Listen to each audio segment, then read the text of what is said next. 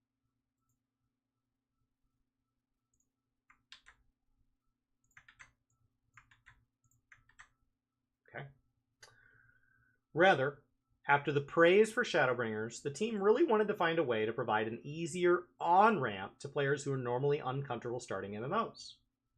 That meant revisions, duty support across all levels, the further refinement to that side of gameplay. I do want to note that that's a big shift. When I was at the media tour for Shadowbringers, one of Brian and I's direct questions was they had just announced the trust system for Shadowbringers, and our question was, would we be able to use this trust system in older content? Would we see this system kind of expanded? And Yoshi said that no, because that is impossible. 2 years later, we're absolutely adding that. We're adding it to all levels. So that's been a big shift. And it's because it's allowed for people who play all the other Final Fantasy games to have the ability to try this one as a single-player game, and then as they feel comfortable, they can jump into the multiplayer. We still have a handful of moments where they have to jump in with other players, but it's very, very rare. You could almost do the entire thing solo now. There's some fun YouTube videos in how far can you get solo if you want to go dig down the rabbit hole. If you're really willing to spend some time, you can do a lot. Now that this particular project is done, the developers don't need to go back and do that again, which means they're free to explore more options for refined multiplayer content. The goal, in other words, is always to support both, to give solo players fun things to do, solo, while making the game more fun in a group. Also, the team is aware that the level sync system is sometimes less than ideal and can result in weaker gear than intended. That's a different question. This is why I don't like the interviews that are written like this.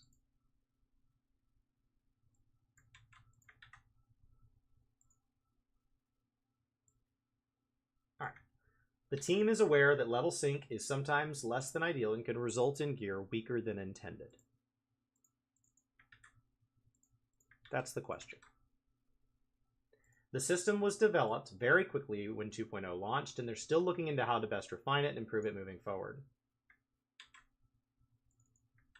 Okay. They need to be very careful how they do that. I do want to see it improve and change. I don't want to see them just rip a band-aid off and accidentally delete old ultimates and the ability to go back and do minimum item level, and like there's just a lot, and like to go back and play with a friend as they level through. Like there's a lot of advantages to just not screwing with it.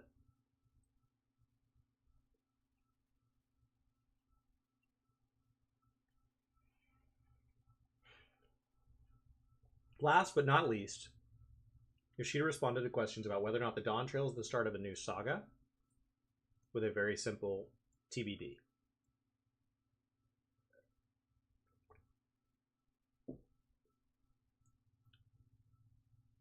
So is Dawn Trail the beginning of a new saga? To call it a saga on the same scale as Hydaelyn Zodiark is what they've called that arc, the Hydaelyn Zodiark arc, would be really arrogant. That just was the story until it became clear that it was wrapping up, and then it became like a saga in retrospect. So to say, I'm going to match what we just did would be really arrogant.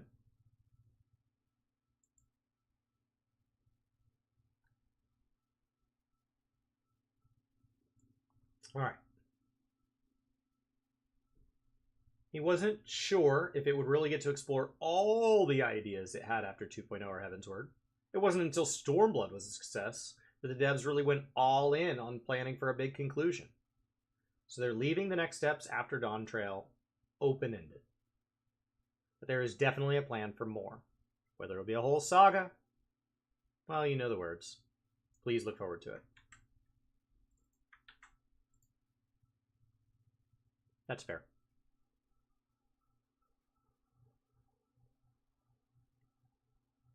It was not a saga. It was made a saga after the fact. Right? Became significant once we realized it was significant. All right. Now, when I got to sit down and talk with Yoshida, I needed to ask the real questions. The questions that were on everyone's mind. Starting with the obvious. What was the inspiration for Viper?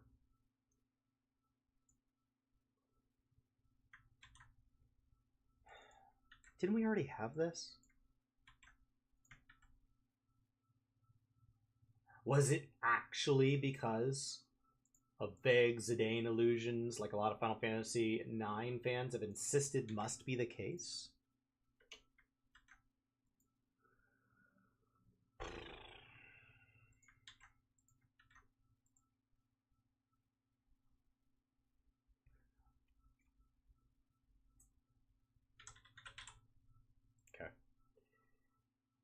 Turns out the answer is no. Square had a lot. Yeah, we've already had this.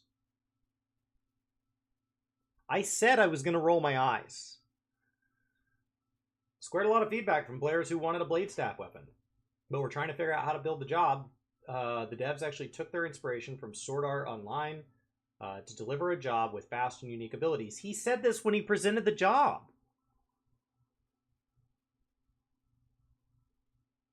The real questions from a real fan who doesn't watch FanFest. The goal was to make something that really relies on a different path for splitting player attention across your rotation. It means to challenge the player and offer a different sort of gameplay style while still being familiar to Melee fans.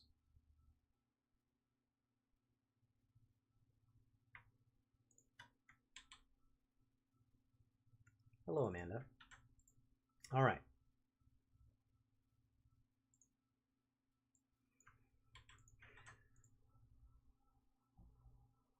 Time for the next real question. These are the real questions. Real questions. Am I streaming Dawn when servers come back up? I'll miss opening weekend. I don't like that, but I already had plans. I'm running a 52-mile race that weekend. 52 and a half. So, a double marathon.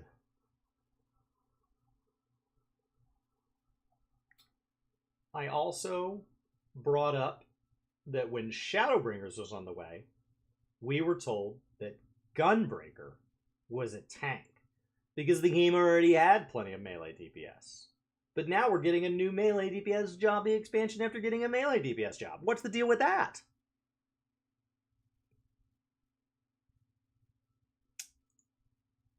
That is not entirely accurate.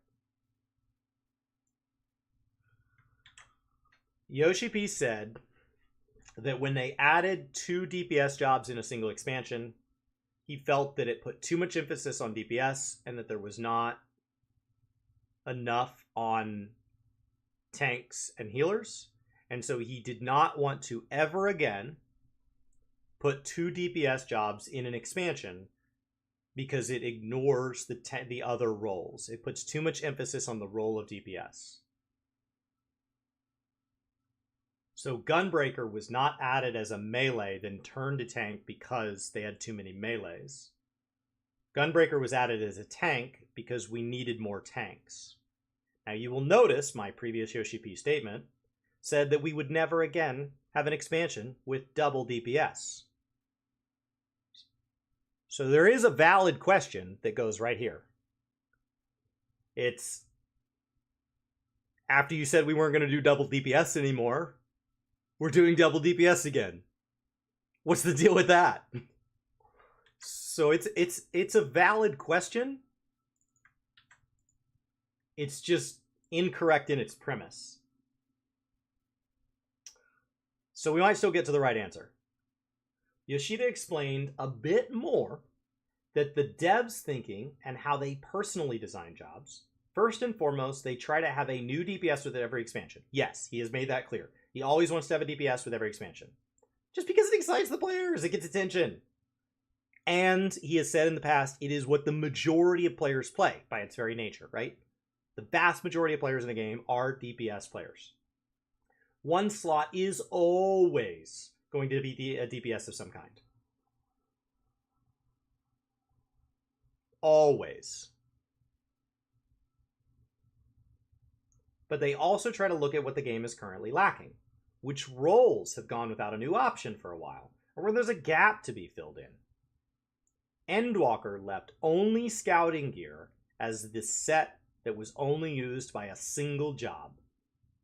And there has not been a new magical DPS since Red Mage. It's not an ironclad set of laws, but the developers are paying attention to all their options. That was not only a very fair answer, it goes back and answers all versions of the timeline. Ones where Gunbreaker was added as a tank, and ones where that is wrong.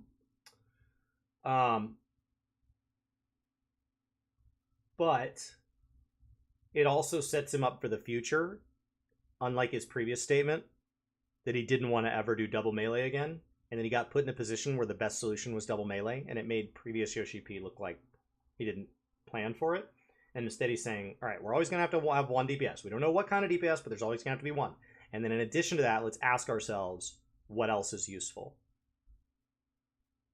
Because if they had only put one DPS this expansion, and we'd gone back to tank, if they had picked melee, magical ranged would have been like, dude, what the hell? And if they had picked ranged, scouting would have been like, what the hell? So it is the right option. I think it makes a lot of sense. But it helps plan for the future in a way that goes beyond just Dawn Trail. Last but not least, I asked about what lessons the developers took from the Manderville Weapon series, even though it's too early to talk about the next Relic series.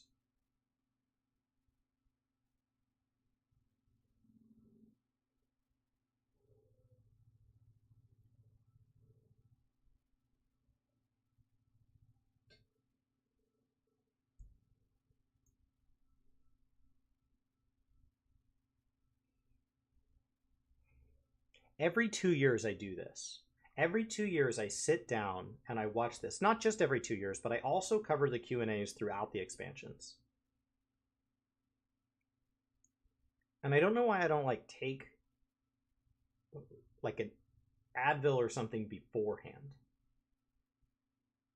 Like I can feel there's like a Garlean little like third eye just like forming right inside my skull.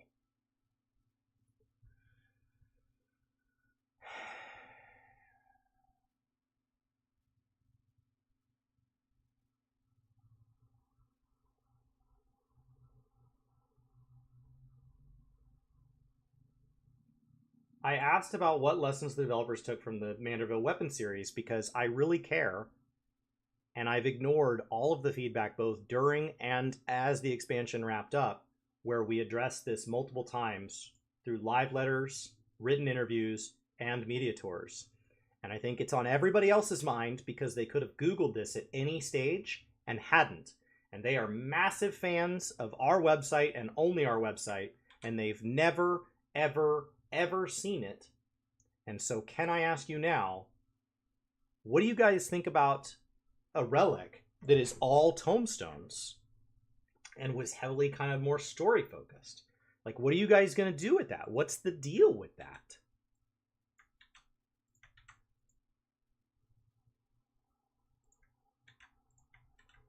I can get out in front of this one. It was just a function of time. It wasn't ready for Endwalker to be more complex.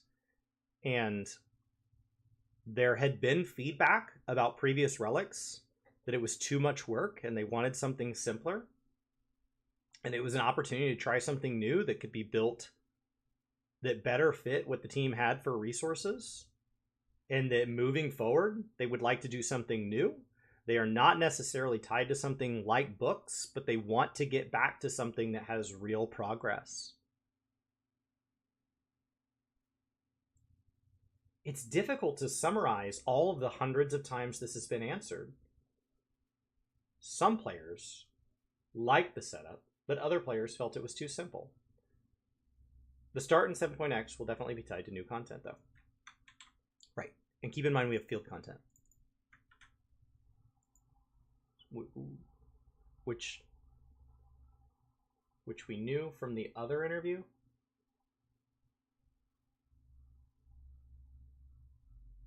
So maybe they weren't in that.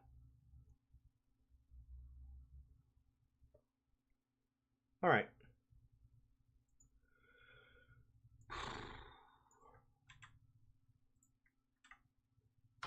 Sorry. This is just... I try to make the summary much less judgmental than my actual initial responses to these.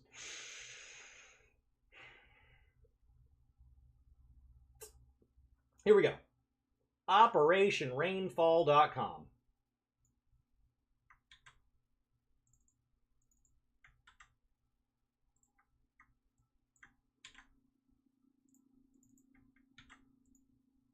Are we getting new ones here? So this should be the same. So the interviews were done in groups. So I think we've naturally gotten Gamerscape, which I believe was NA, and it looks like Massively OP would have been EU. But maybe some of these answers were written in a way... Oh my god, we should have started here. So this Q&A is written as like Q and A. Oh.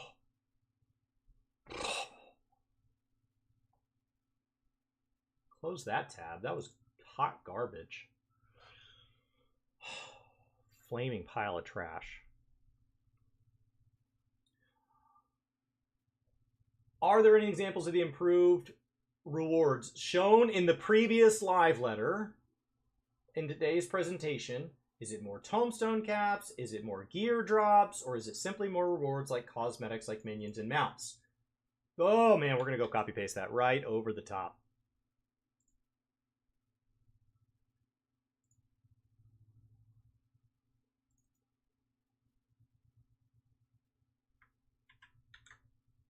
Ugh.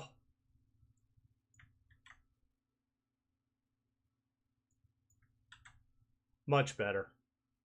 And I can see actual questions. All right, so tombstone cap is not increasing. Keep in mind, tombstones are not a reward. Tombstones are a time gate. Okay? I understand that you get them at the end of an activity, so it feels like a reward, but they are a guaranteed amount based on a guaranteed input. So, and they go to a cap each week. So they are more about time gating and less about rewarding. It was announced earlier this week that new tombstones will be released and others will be discontinued. Yes, every time. So some of the others are rewarding. This does mean minions, mounts, not just gear and weapons. Fantastic. So similar answer. Much better phrased question. You agree with Happy you don't want to farm 900 a week. Right. You don't actually want the cap to increase. You want the cost to go down. Either, and there's a couple ways we could do that, right? So we could have the cost go down where like you buy a slot, like you buy your first helm is, you know, I don't know what helm, I don't know how about the costs in my mind. I haven't bought gear in a while. But let's say your first helm is 100 and your second helm is 75. That way future classes are discounted. So your initial progression to get Tome Bis is what it is. Now that's not a perfect system because not all classes want tomes in all slots. But it would be better towards working towards effectively you have to buy every slot once. And then after that, make it cheaper, you know, as opposed to expanding the cap. The alternative is there's been some suggestions that could we expand the cap, like what Operator is saying, with a rolling cap? That suggestion has been thrown out. where the problem is I have 7 days to do it, and if I'm busy this week, I miss out. So can we expand it to be a rolling window? That way I can like bank it.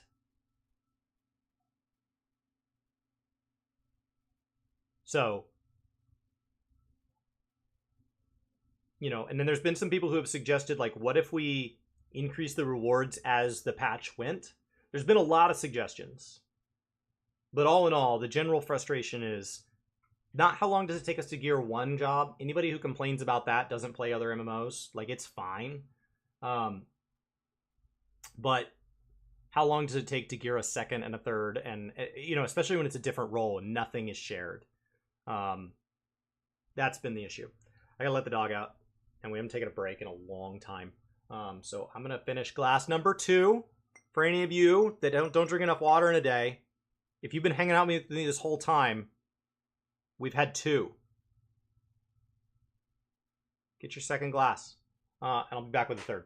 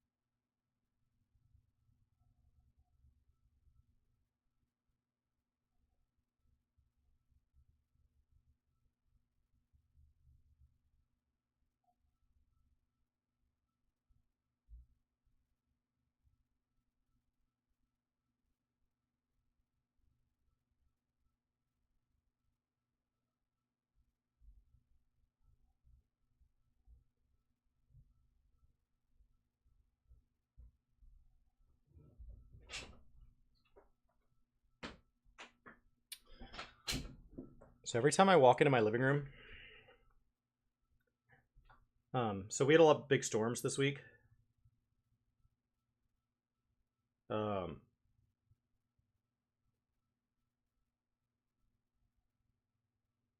So let me find the picture here. I'm just trying to make sure it's not going to dox me anyway. All right. So the storms kind of knocked down our peach trees. So we're trying to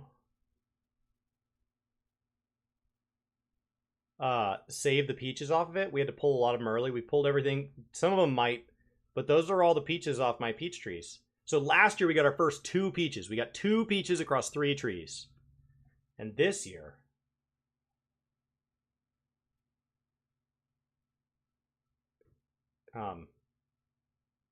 that's how many peaches we got. Now we had to pull them early because the storm, so like some of them might rot before they ripen. It's a bit of a race now.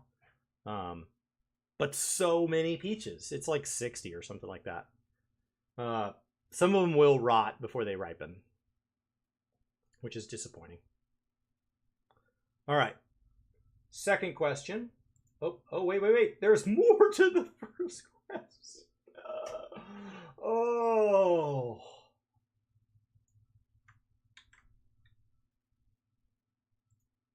I hate that we read that first interview.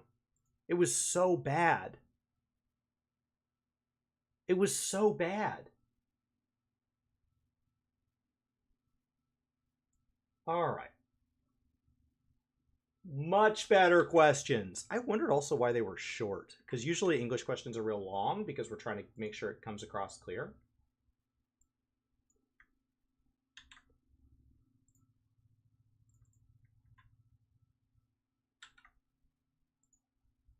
Instead of somebody like curating it for me.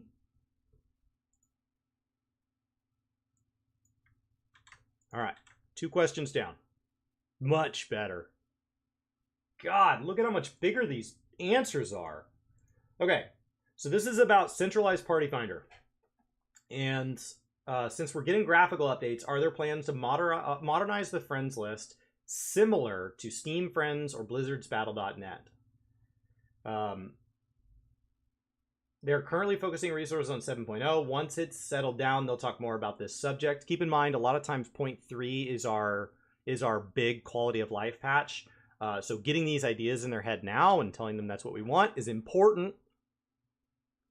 But we won't hear anything on these, whether or not they were already working on those things until 0.3. He does want to solve this and isn't giving up. As for friend list improvement, there's been a lot of feedback, but they're improving blacklist first.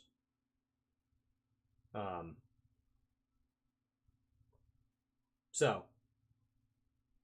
then he noted that Battle.net are things that companies have put their full resources into. And this is something that he said a lot, where he just kind of self-admits, we don't have the resources that some of these other companies do. Battle.net's incredible. In terms of new player experience, can we see more skills become available at lower levels to refresh the starting experience? Have you guys watched any of the videos where we're seeing first-time WoW players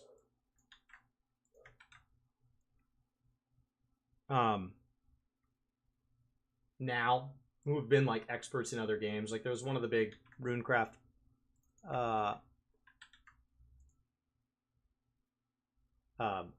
players came and did it. The day one when it went really viral, absolutely. The day 9 one there, day 9, big StarCraft player, finally played WoW for the first time. Jimmy from Old School RuneScape, yep, that one, yep. Those are the two that I was thinking of, but there's been others. But those are the two that in recent history really stick out in my brain. When World of Warcraft redid their new player experience, I really complimented them on it because I thought it was a huge improvement to the current one, and I honestly thought it was pretty good. And those are kind of two different things. It is a huge improvement to the current one, but I don't know that it's good. Having seen it kind of through their eyes, watching our friends play or being there to hold their hands or us playing on a second character, it feels really slow, but there's something about the original pace of the game that it was appropriate for a reason, and just immediately saying, well, what if we just did it faster, isn't necessarily better, right? Like if you think college is the most you ever learned in school, and so having 12 years of school prior to that's kind of a waste, why don't we cut it down to 6? Like, why don't we take kindergartners and then just have them do first grade in the fall, second grade in the spring, and we'll get them through in half the time, and we'll get people into college by, like, age, what, 12, 13? Because that's the important stuff, right? Like, that's the good stuff.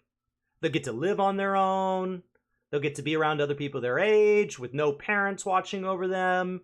They'll get to pick their own classes, focus on the things they want to learn from really brilliant people that are meant to teach, that teach at a super advanced level. Focus on the things that are actually going to ideally apply to their career.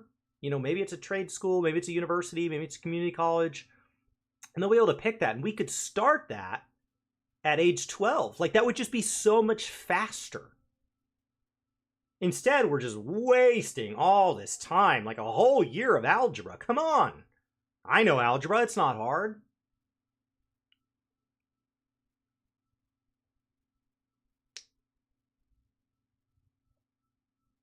So, I think there is a fair bit where, like, simply mashing the accelerator through ARR is not a solution, right? It's saying, hold your breath. We'll be past it in a minute. You know, it's not a skunk to drive through. And simply mashing the accelerator, I don't think is a good solution. All right. Now, in the previous one, we said, are there any lore quests players should do before Dawn Trail? I want to note, the previous question was, are there any lore quests the players should embark on before Dawn Trail? And that is why I was frustrated at that question. Because Why would somebody ask that? Why would a person invited to a media tour in a limited access thing, whether they were new to the game this year and they're excited to be there and they've just cleared the story for the first time, or they're working on it, or somebody who's been around forever and has been to a lot of these things, why would those words in that order come out of anybody's mouth? I recognize that there are questions coming from different levels of experience, but that question is stupid.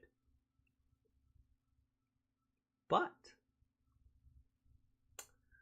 if you could recommend any quests, jobs, side content, etc. to complete prior to Dawn Trail, what would you recommend for players really into Final Fantasy XIV lore? That is a wildly different question. What could we rewatch? What could I learn from Synodic Scribe? What could I re-experience to really prepare me? What elements of the story are most impactful on what we are about to do?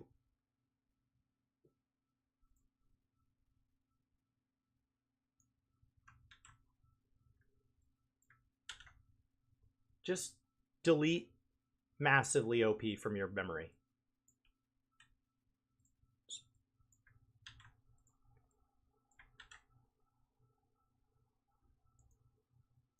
And the previous answer, I would like to note. Oh, that brilliant question of yours. Oh, that's a hard one to answer, but oh, he does recommend the Alliance raid.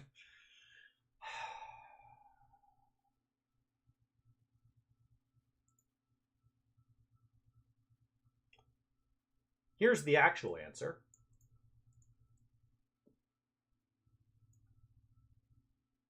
If people are really into lore, then they would have already done a lot of the side content. He doesn't want to give away too much. But the most recent Alliance raid, Myths of the Realm, would give background information. He also referenced the names of all 14 seats of the convocation. He said that's a good place to start to get into Final Fantasy XIV online lore. It was like a real answer to a real question.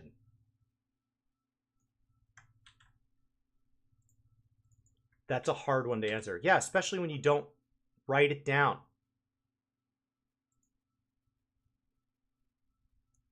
Oh, I missed you guys too. All right.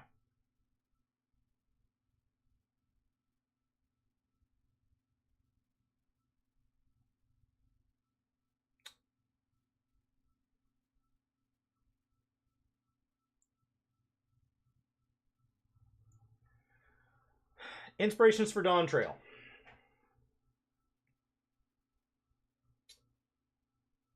One of the inspirations was giving a summer vacation to players. He said they previously went to the edge of existence, and they were starting to feel narratively similar. So they wanted to bring a new perspective in the source, with a new adventure, and new lands, and diverse cultures, and people with different values. The theme is more uplifting with adventure to bring that kind of vacation and feel. He drew a comparison to the real world and the sad news about the war and chaos taking place. He stated that Final Fantasy XIV Online, they want to focus on relationships between people, for both in-game people and real-life players with different values. They are showing this through the history of Tyrol and the cultures they represent and how they interact. He hopes it brings brightens the real-life future as well. Additionally, Warriors of Light wouldn't just be excited with just relaxation. So there are exciting battles and content ahead. And Yoshi P encourages people to play all the way through 7.0. Huh.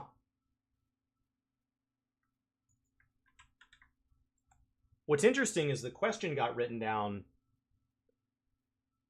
like correctly. So apparently the massively OP writer just didn't want to write stuff down. Because when it was short, they wrote it down word for word. And when it was long, they went, I don't know, there's just like some stuff about the things and all that, but like, it was so boring. You want to wait till like the real questions that like I got to ask, because like they were things that came from also not reading or writing.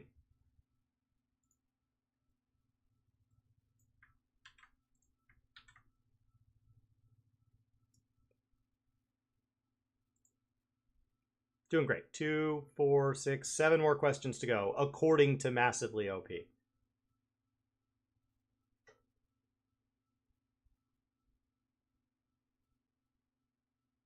When asked about consolidating gear sets, which I got upset at. With the introduction of Viper, there are now 6 melee DPS. Within these 6 jobs are striking, scouting, maiming left side, as well as slaying and aiming right side accessories. As you can imagine, these make managing gear sets and materia melds specifically for skill speed very hectic. Are there plans moving forward for either the consolidation of melee gear sets and or materia loadouts? What a better question! My suggestion to fix this would be to have players meld materia onto their job stones or weapons. Those have been the suggestions that have been thrown out that are so much better. Or a skill tree instead of directly onto your gear, which is shared across multiple jobs. Oh my god, this is like a real question. This question was taken as, when asked about consolidating gear sets, because there's like 3 different gear sets for melee on top of sets for tanking, ranged, and magical and healing jobs. Like, what's the deal with that?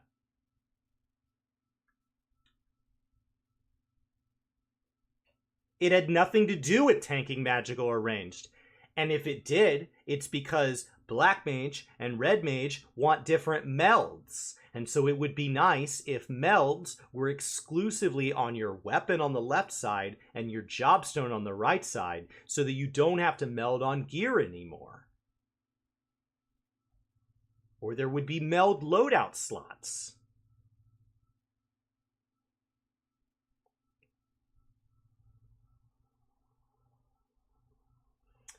Yoshi said he's always wondering what direction they want to take, simplifying into and how much they should support that.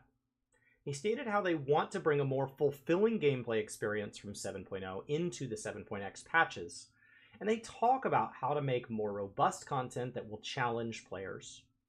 They looked at more recent content, including battle content, and it started to feel more similar to each other. They've used unique mechanics in the past where parties have had to be creative about it. Over the years, the development team has gotten more conservative about those mechanics, and player feedback has been harsh about it too. The development team therefore included less unique dungeon elements.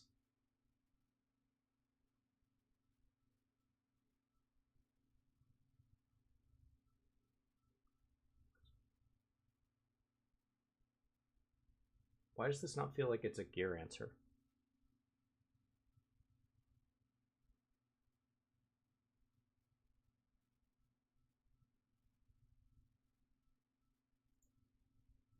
I'm lost.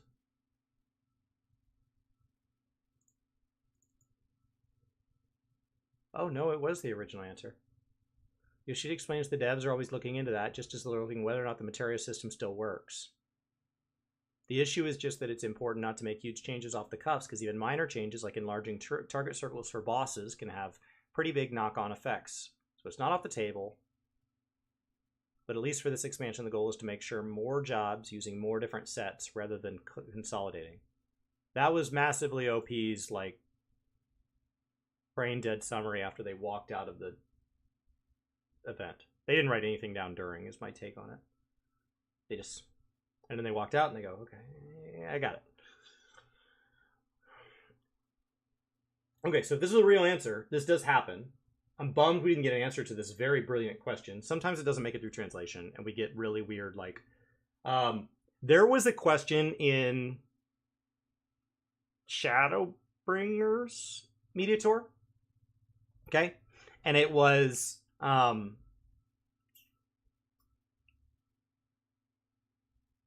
why... It was something along the lines of, like, why can't we have more large-scale PvP content where it would be like a free company against a free company? So bigger teams. I think that was the question. Okay. So you're like, oh, okay, I'm with you.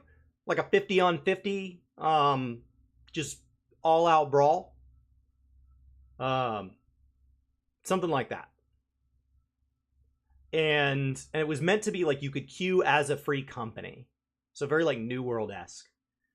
And his response was, you know, we actually reached out to a couple of free companies on the JP one, I think. And we actually had them zone into a zone, and we turned on open world PvP to see what it was like, and it was chaos. I don't know if open world PvP is something we'd want to do, but it is technically possible, and we did try it.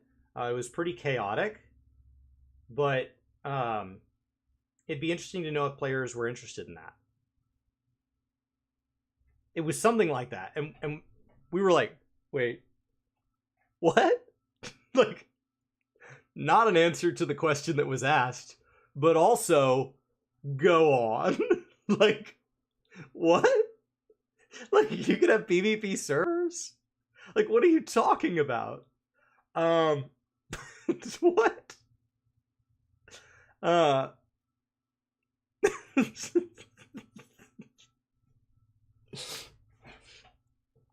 Okay. So, Yoshi P said they're always wondering what direction they want to make in simplifying to and how much they should support that. That's the response. That's what you're going to get. And now, like a politician with a pre-cooked response, he's going to pivot into what he actually wanted to talk about. He stated how he wanted to bring a more fulfilling gameplay experience into 7.0, and they want to make more robust content that will challenge players. They looked at more recent content, including battle content, and started to feel more similar to each other. They have used unique mechanics in the past where parties had to get creative about it. Over the years, though, the development team has gotten more conservative about those mechanics, and the player feedback's been harsh about it, too. The development team, therefore, included less unique dungeon elements. He said they want to address any pain points for players. He described the targeting circle, sometimes being as big as an entire field, as an example of that. They're trying to shift focus into more robust gameplay, such as the main tank and off tank having specific tasks to be doing, or removing one of the DPS and having them fight a different enemy. They want to introduce fresh mechanics into battle. They've also heard comments about how a lot of content feels similar. He also pointed out that there is feedback from players about how one job has a particular action, yet another player does not. They're not saying that player feedback is bad, but they want to make sure that the players are having fun with the game. Yoshi feels, though, that they've gone a bit too far. They would love to go into various jobs and make them all individual, but they won't be doing it at the same time that they are adjusting gameplay content, because doing it all at once would be a problem. Their current goal is to work through the 7.x series and improve on content, and then bring a fresh new perspective to players. Yoshida-san then said that it comes down to different jobs and how much do they accommodate that kind of support on the developer side. He explained that with the different jobs available, if they make it simpler to manage melded materia for gear, like making it one button clickable to replace materia, the question becomes if it will contribute to a fulfilling game experience. Wow, that really came all the way back around. They are serious about the adjustments and the choices they make, but the team does feel that they have introduced too many types of materia, and they should revise that system. Yoshida-san stated this was a good idea that was put forward in the question, and that they may talk about it with the team about it in other discussions. It actually came all the way back around.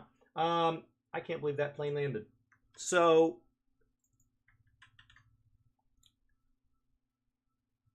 I'm not saying one button.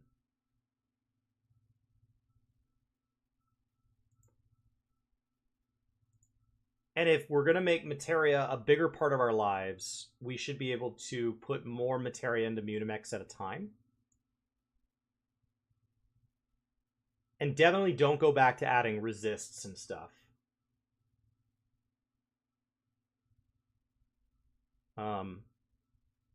I wouldn't mind if like direct hit had like a direct hit.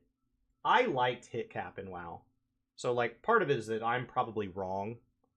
Like I liked hit cap. And soft crit caps and haste caps and back when like before reforging and all that and what it's become now.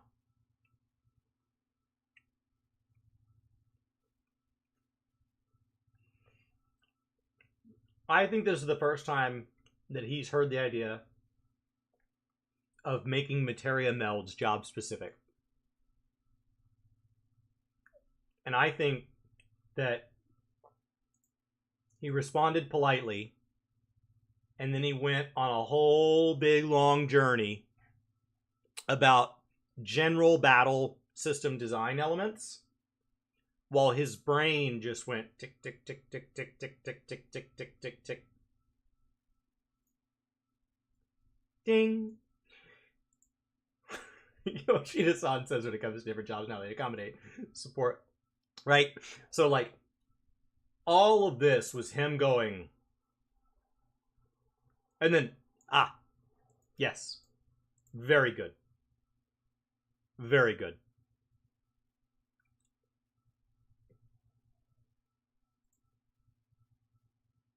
Okay.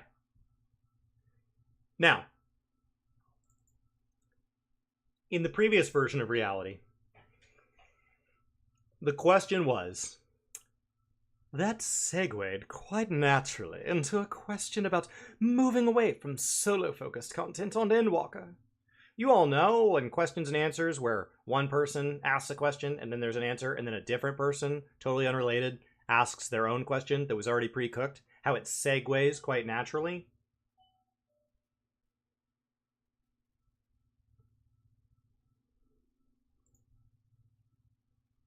Much better.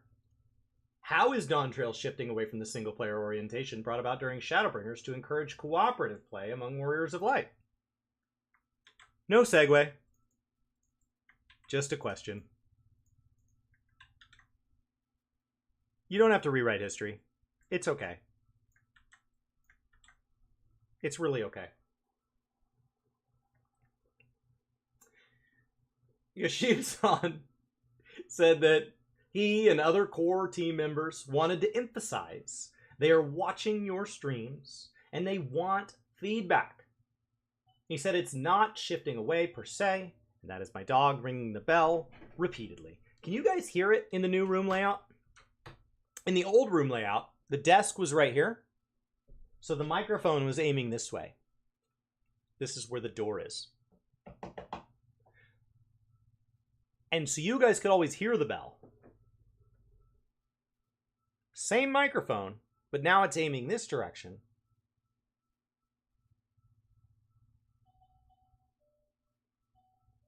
That was the bell. You didn't hear all that ding, ding, ding, ding, dong. All right, very cool.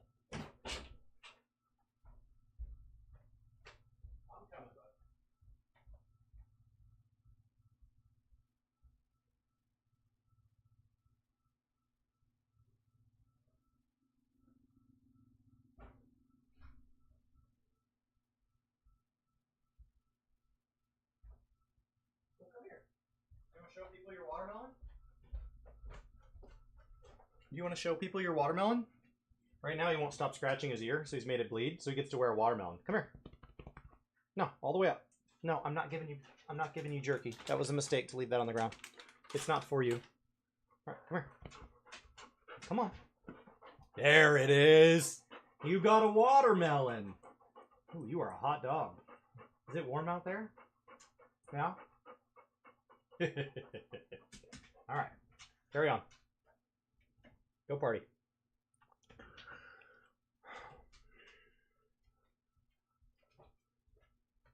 We had to buy like an inflatable cone for him because he gets ear infections and he scratches his ear, so he has to wear those like 3 or 4 days a month. just so his ear will heal. And when the watermelon showed up, my wife goes, "Why is it a watermelon?" And I was like, "Why is it not a watermelon?" Because I bought it. Because I went on the internet and I wasn't looking for a watermelon. I was looking for the best one, and the best one was a watermelon.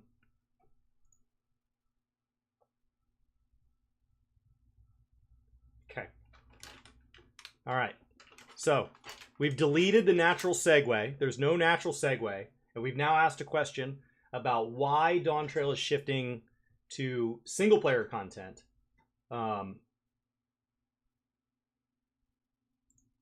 Yoshida-san said that he and other core team members wanted to emphasize they are watching your streams and they want feedback. He said it's not a shifting away per se. The development team have had a long-term goal to accomplishment, and that's part of it. The biggest reason people hesitate to play an MMORPG is because people don't want to play with other, that could just say people. He wanted to change that hesitation. And he said that one advantage they have is that the story is so good. He wanted to pull people into Final Fantasy XIV Online without them having to deal with the pressure of working with others. If he got those people who hesitated to jump in, then that increases the number of players who are available to play together. They decided to make solo-focused gameplay because of it. Yoshida-san further explained this solo-based content built a player base that allows them now, with Dawn Trail, to go back to the MMORPG elements to play together in a new stage of the game. He said he is sure that people will find out that Final Fantasy XIV community is kind and helpful, and that if a sprout fails a mechanic, then they aren't going to be yelled at or anything, or that person will be banned. It's okay. Whoever yells at you, just report them, and we will ban them. He further explained the solo runs are used by some people as practice runs, so that when they are grouped with other people, they will have the knowledge of the dungeon, so it will go more smoothly.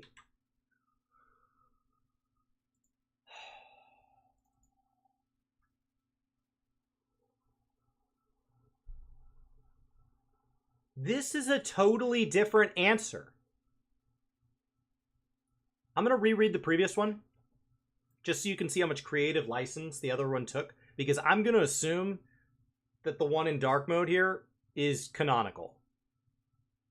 We're going to pull up another interview in a bit, but I believe this is a better take on the interview. The previous answer was, Yoshida-san said that he is always wondering what direction they want to take simplifying into and how much they should support that. He stated how they wanted to bring more fulfilling gameplay experience from 7.0 into 7.x, and they talked about how to make it more robust content that'll challenge players. Stand by.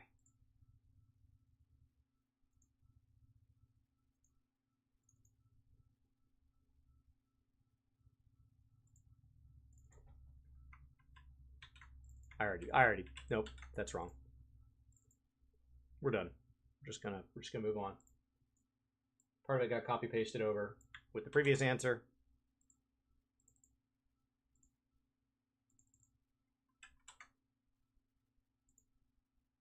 I can't do it. I can't. This massively OP post is massively terrible. I can't.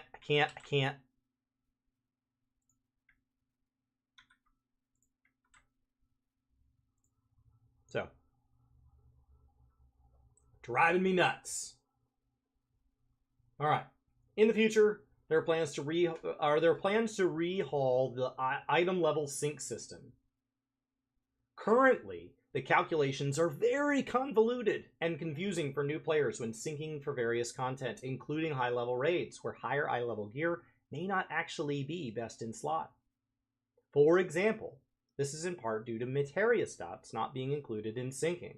My suggestion would be to include materia stats in addition to base stats, but also put a cap on them. What a technical question! Whoa!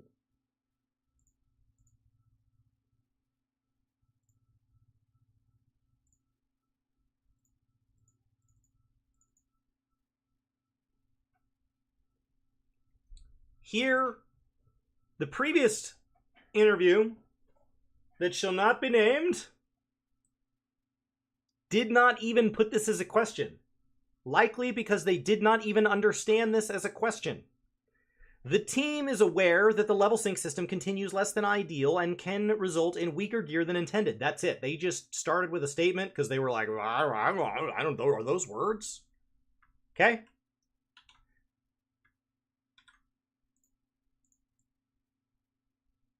And then we're going to go over the previous answer to the non-question. Then we're going to talk about this for a second. The system was developed very quickly in 2.0 and was launched, and they're still looking how to best refine it and improve it moving forward. We got a non-answer to a question we didn't understand. Woo! All right. This question is saying, I like item level sync. Do not delete item level sync. Don't do it. But when somebody comes into the community and gets involved in synced content, beyond content where syncing doesn't matter, like dungeons, because the content doesn't matter because it's dungeons, and they start to move into content where syncing is used to reinvigorate old content, like boss fights, savage fights, ultimates. The calculations right now, you cannot just take the current best gear you can get and think, wow, this is Dawn Trail gear. I'm going to go back and do content from Stormblood. It's probably fine. Now, in all honesty, it might be fine. But if you are trying to be optimal, it's not. If you are trying to be optimal, the calculations are very convoluted. Most notably because the materia doesn't count. And so now we need to look at how it's skewing. And so a lot of times what you end up with, my understanding, is you end up with trying to get into the gear that is closest to the item level cap at the time, which a lot of times is a dungeon that was released later. So if the cap was 320 and we're currently wearing 640, I don't even remember what gear numbers are anymore. I haven't played the game and I've been just dipping in to do barely anything. Then you don't want to take 640 into 320 content. You want to take 320 into 320 content. And when the game moves to being 2000 item level, that's not going to be any better. You want to look for what the gear score cap was at the time that the piece of content you're running was released, which means, as Roshio's saying, DSR gear is not the same as top gear because they were not released at the same time, even though they were released within the same expansion.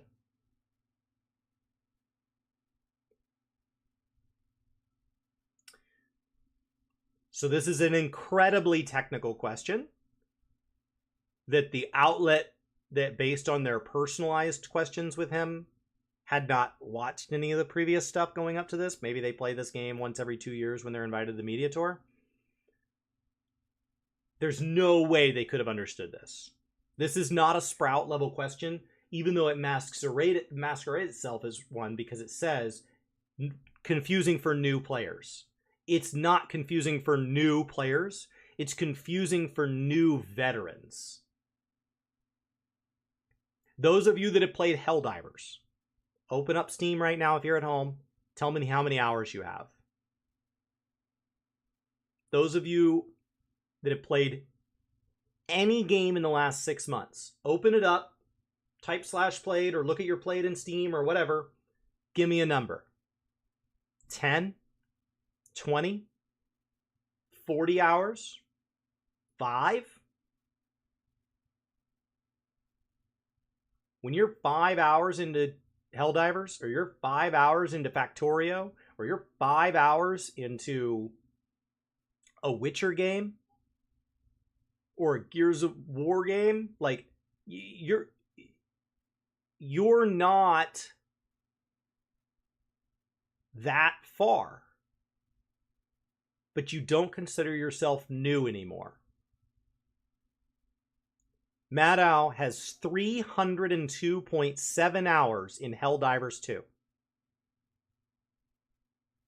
Neflarion has 150 hours of Dwarf Fortress. Would either of you consider yourselves new players? If a friend heard you talking about it and said, "What is that game?" and they wanted to pick it up, would you say, "But don't, I can't help you much because I'm new. I can't. I'm sorry. I can't help you much because I'm still I'm still a noob." 302 hours is a lot of hours. For context, there are 168 hours in a week. And as Chris pointed out in a recent article that he wrote for Gamer Escape, there are 159 hours of cutscenes. Cutscenes in Final Fantasy XIV. Fido has 40 hours in Helldivers 2. Monster Hunter World, 150.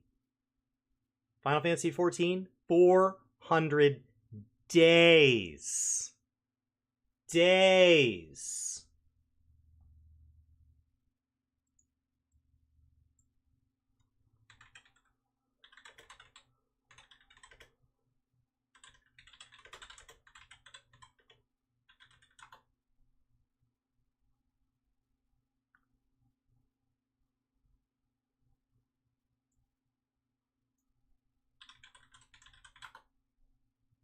There is a clip, and I want to find it so bad. There is a clip of David Goggins where he's on like one of the British television shows, and he goes, "My understanding is you run for like hours and hours." And he looks at me and he goes, "Days." 9,600 hours. That's what 400 days is. Neflarion has 650 days. If you are, let's add it up. Medai, 302 in Helldivers. Neflarion, 150 in Dwarf Fortress, so we're at 452. Fido, between Monster Hunter and Helldivers, adds another 190. So we're at less than 600 hours across 3 people, across 4 titles. And none of them feel new in any of them. At 600 hours in Final Fantasy XIV, you are still doing MSQ. So this question confused the other interviewer because they took it as, "Oh, this is something for like gearing with like new players or something." No. This impacts new synced raiders, new ultimate players who have cleared all of the story, who have likely cleared the current raid tier, at least on normal, probably on savage, and are now dipping their toe into previous savages or previous ultimates. The new players that this question is addressing have thousands of hours. There's no new player affected by this question. That's what's crazy about MMO scale. MMO just doesn't apply to other game types.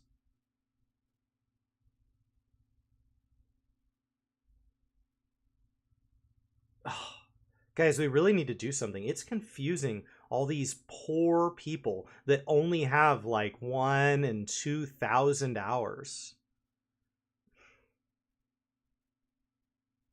Like they just, like how is somebody who's only played a game for 1,000 hours supposed to know what's going on? Like it's not fair to them. Like, they're just a cute little sprout. They've only played every single waking minute for 10 weeks straight. They've only not slept in 3 months. Like, how do we... Like, I just worry about them.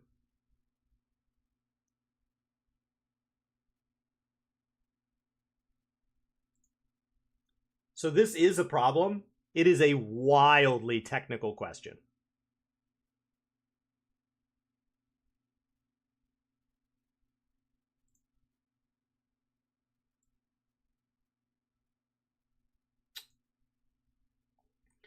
Yoshida-san said that calculations for eye levels are quite complex. It does put a load on the servers. He said that there's aware that there is a misalignment with materia. The item level system comes from Final Fantasy XIV Online, and the formula for it was developed solely by Mitsutoshi Gondai. With the item level sync in Final Fantasy XIV Online, they got the Gondai-san to program it in. He was also the first battle director for Final Fantasy XIV.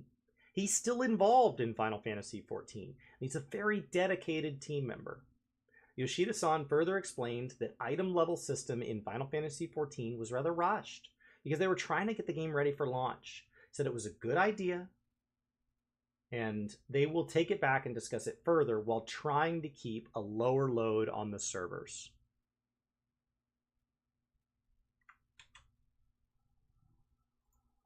Okay. That is a much better answer to a much better question. We have 4 more questions to go before we're done with what I take as EU. Or Gamerscape got tossed in with the content creators. I haven't quite figured out how many interviews there were yet.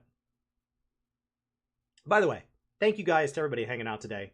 I am on Gaming Kinda on YouTube, and I am on Gaming 2 Kinda on Twitch. So, Work to Game was started in 18? I don't know. A long time ago now. Between Brian and I. And as it's grown, Brian took an interest in making other types of content and moved that off to Ginger Prime. And as he's continued to grow, Ginger Prime has become like a whole thing in itself. And then I kind of started gaming kind of as like a little side project. And about a year ago, I transitioned from full-time content creation into an incredible career opportunity. It has turned out to be an incredible career opportunity. The biggest difference to my life is that when I was doing content creation, through the incredible generosity of you guys, I was able to make my living doing this, but I wasn't really setting aside for retirement. And while I'm still a fairly young guy, I one day won't be. And this job has allowed me to start like making 401k contributions. So I've made more 401k contributions in the previous 12 months of being here than I made the entire time I was a content creator. 401k being an American retirement system, and honestly, just total retirement contributions. So even ignoring 401k, even tossing in IRA and all these other tax terms, I have made more contributions to my retirement in the last 12 months than the like 3 years prior that I like slowly transitioned to and it became full-time content. So it's made a huge difference in like how my wife and I look at our future. But as I come back into making content, which was the goal, it makes sense for me to also be separate from Work to Game because I don't know how often I'm going to be live and all that. And leave Work to Game is kind of the collaborative space. So when Brian and I come together and film on Fridays, and then we went ahead and rolled the Twitch channel into his name because he's still doing all sorts of stuff, and that just made more sense. So just a brief little mid-show disclaimer. In America, planning for retirement needs to start at 18. Short of that, as soon as possible. Yes, Roland, and I'm not 18. I regularly get mistaken as looking younger as I've been doing all this running. But to be without I don't really want to talk about numbers because everybody has different numbers and the numbers tend to distract from the actual conversation. But my wife and I have worked out what we need. We don't have kids. We're dual income, no kids. We have a certain lifestyle that we live right now, and we have a certain lifestyle that we view as what we would want in retirement. And when I look at that, we were just not on a trajectory to be there. And we're happy to keep our lifestyle the same on this end, but that end just wasn't going to exist. So I'm making more money now, and we're putting it all towards that. And so the goal is to, as rapidly as possible. And I think if the previous 12 months of employment have been any guidance for what I could sustain, no guarantees. It is a commission-based job, so it's not easy to predict. I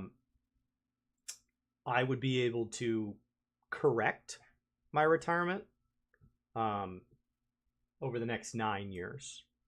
And so this will be a long chapter of my life. And at the end of that 9 years, ideally, we have the freedom to start saying, okay, I don't need to be as aggressive. And that's a long time to do one thing. So for any of you that haven't started or worried about it, like it's a long time. We have to basically tighten our belts for 9 years. And like you said, really, I should have started at 18, then it wouldn't be such a belt tightening. But if we can hold our breath for 9 years, then I think we will have corrected all of the decisions I made through my teens, 20s, and early 30s. I'm in my late 30s. So, second half. Second half of my 30s. You're up to 20% of your salary as pension pot and really needs to be increased. That's phenomenal. That's phenomenal. We're going to be well over 20% this year, but we didn't start that. Starting early is important because your money in an index fund on the American economy doubles every 7.2 years. So if you start at 18, even if you only put $100 in a year at 18, by 25, that's already $200. By 32, that's already $400. And so if you can put $1,000 in a year, that can be tens of thousands of dollars by the time you hit the retirement age. So we really should have done more sooner. And my wife had been saying that for the first 12 years of our marriage. And she had put some of hers away, but I just had not been matching her.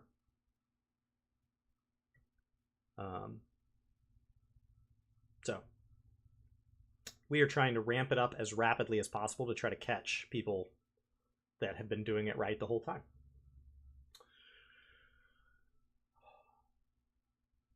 All right. You're starting at 40, your retirement's terrifying, but at this stage, you don't think there's much belt tightening you can do until the kids are out, or you make wildly more money. It's tough. It's tough. It was helpful that I was living on a wage that was below what I was eligible for in another industry. That what I made as a content creator is less. When people would post a comment that I made content just for the money, it has always kind of struck me as weird because yes, I do hit publish for the money that it was bringing in, but not in the way that sounds like. Like, I took a pay cut to go into content creation, like a drastic pay cut. So on the other end, the one advantage is that since we had learned to live on life where one of us was a content creator, it's been easier for us to tighten the belt because we're not really tightening the belt. We're just not loosening it as I went back into my previous industry. So I went back into my previous industry and we'd already done the belt tightening, if that makes sense. Because we had to tighten the belt to make content creation work. And now we're just trying to leave it there as much as possible. There are a couple things that change, like now I have dry cleaning and stuff like that. So there are some things in my life that I have to spend money on now because I have to dress nice every day. But and I drive, right? I had no gas mile. I had no gas when I was doing content creation, like very little gas. I never ate out. And so some of those things have crept back in, but we're trying to minimize it. But yeah, it's hard. It's very, very hard. All right. Oh God, I love questions that source things. In producer live letter 81, you stated the discussions for the next expansion 8.0 had already started. Is Dawn Trail the start of a new saga that will be continued into further expansions, or is it intended to be a standalone story?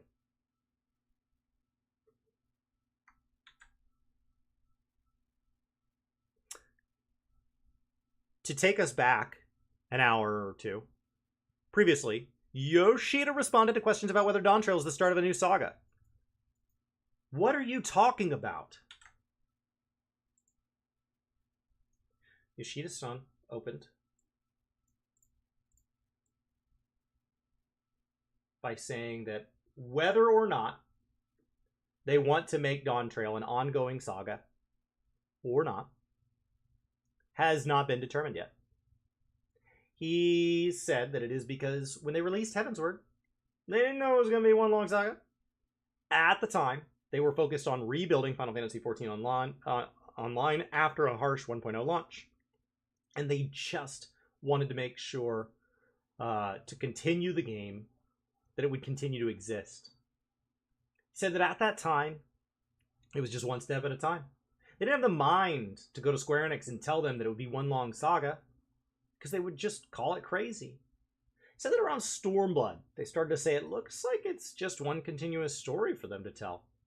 He said that there was some foreshadowing in Heavensward and Stormblood, in hopes that they would be able to depict a larger overarching story. In similar fashion, there will probably be some foreshadowing that might lead to something throughout Dawn Trail's story. Yoshida-san said he has to wait and see how players react to Dawn Trail's story and the finale of the expansion. But they do have several ideas in their pocket about where to go. They have something incorporated into 7.0 that is exciting that they can't quite say yet. Yoshida-san said that they will wait and see what the future holds. He said with this in mind, there are storylines for the next 2 expansions, and so he hopes that players will continue to be excited over Final Fantasy XIV Online, and he will see the players' reactions to Dawn Trail. He said, Dawn Trail is all about a summer vacation, so the next time may be all ice and frozen. He concluded that rather than worrying about it all being one long saga or not, he wants to bring excitement, new exploration, and new elements to players for them to enjoy in Dawn Trail.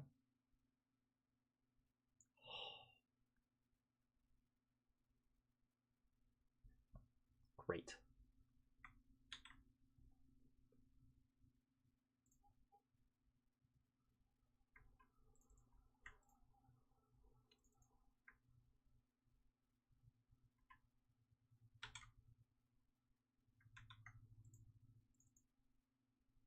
The previous version was, it's a very simple TBD. They weren't sure if they'd get to explore all the ideas after Heavensward until Stormblood. They went on planning a big conclusion. So they're leaving the next steps after Dawn Trail open-ended, but there's definitely a plan for more. Please look forward to it.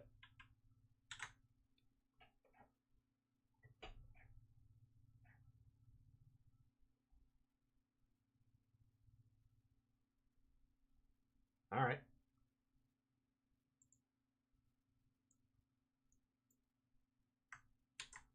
Now, what's a bummer is the other poster got to ask one-on-one questions, and this one didn't.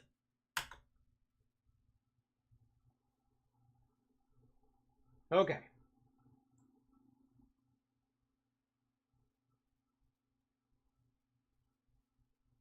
MMORPG.com.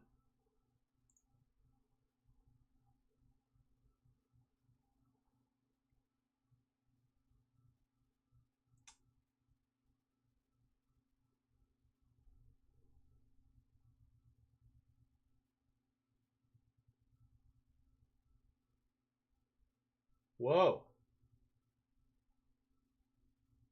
These are just their questions.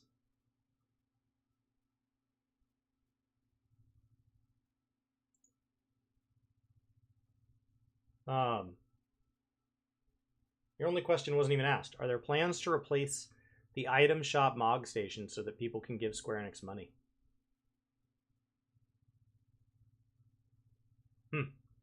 All right.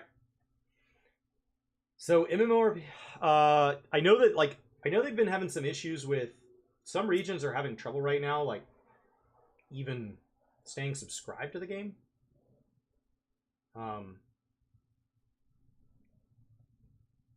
Square Enix just doesn't make that part of the. They're like Nintendo. Sometimes I just don't understand how to give them money.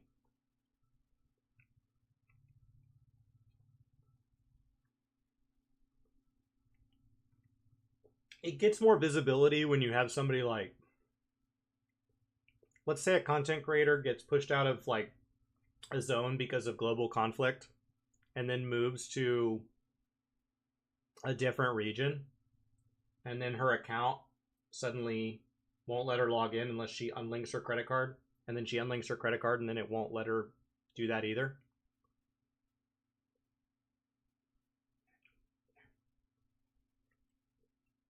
So I don't know if Zepla got her stuff fixed, but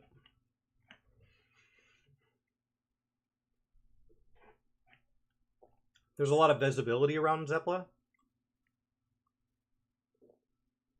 And the nice thing about that is that represents a much larger group of people. Right? And so ideally, it was not a one-off fix for her. Amanda says she did. Ideally, it was an opportunity to say, are there other people that this is happening to? You know? I wish I could show y'all's chat like before. That's the only thing. And then I gotta get notifications set up. If any of you have hit follow or anything else, I can't see that. I have not seen any follows. I have not. So I'm not seeing any of that.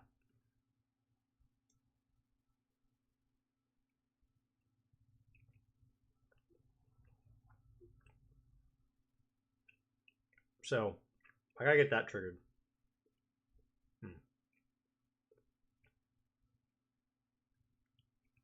All right. But I like getting to see y'all's chat like this. It's so nice. Hey, buddy. So the first question here. So you mention often that you plan on keeping Final Fantasy XIV going for over 10 years. And today that you wish to challenge your team going into the future. So what initiatives are you taking as the director and producer to ensure not only that longevity and sustainability, but also engaged workforce with your team? What a specific question.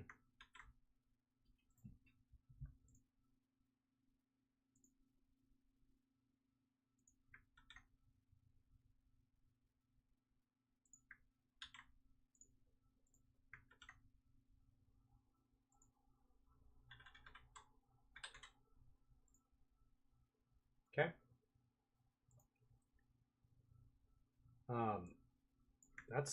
That's fantastic. I don't know if it's a question I would have asked, but it's a very specific question. It's definitely a challenge. Difficult matter to tackle, for sure. So, of course, in the development team, we have different types of creators. Sometimes we have to look at different options in terms of motivation control. For example, say we have some team members who are very much involved in 14. They love 14.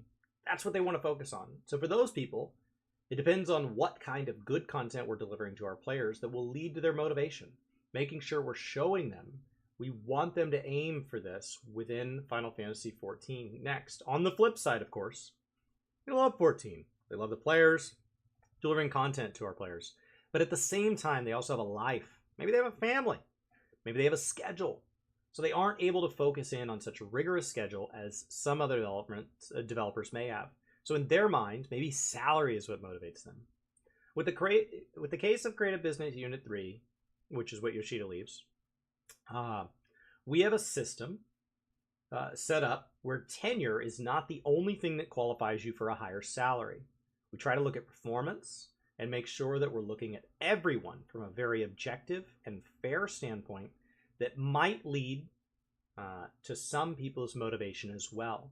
Lastly, there is a group of people who love to explore new technology, new systems, new things within Final Fantasy XIV.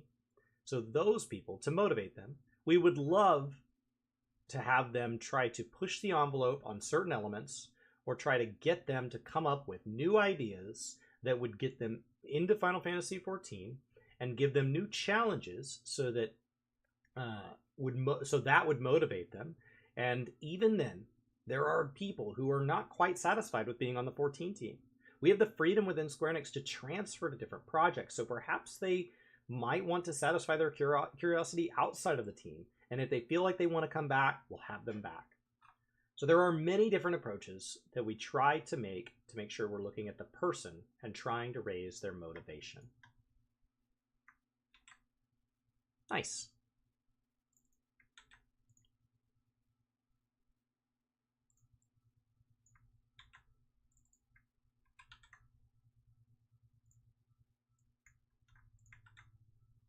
Okay.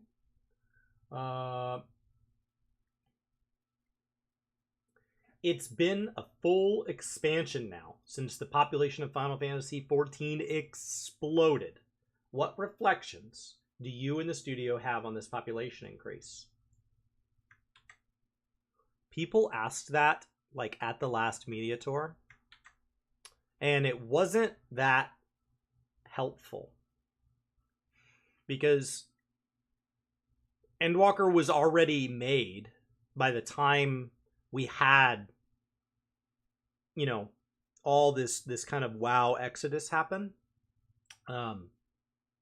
And through COVID and everything, like gaming in general and content creation in general had such a surge. So like it wasn't really able to be affected in the development cycle because they developed so far in advance. So he didn't really have an answer. He's like, I appreciate you guys being here. Like, I'm not trying to be grateful, but like, we built this before we knew you were coming. So I think this question is more interesting now.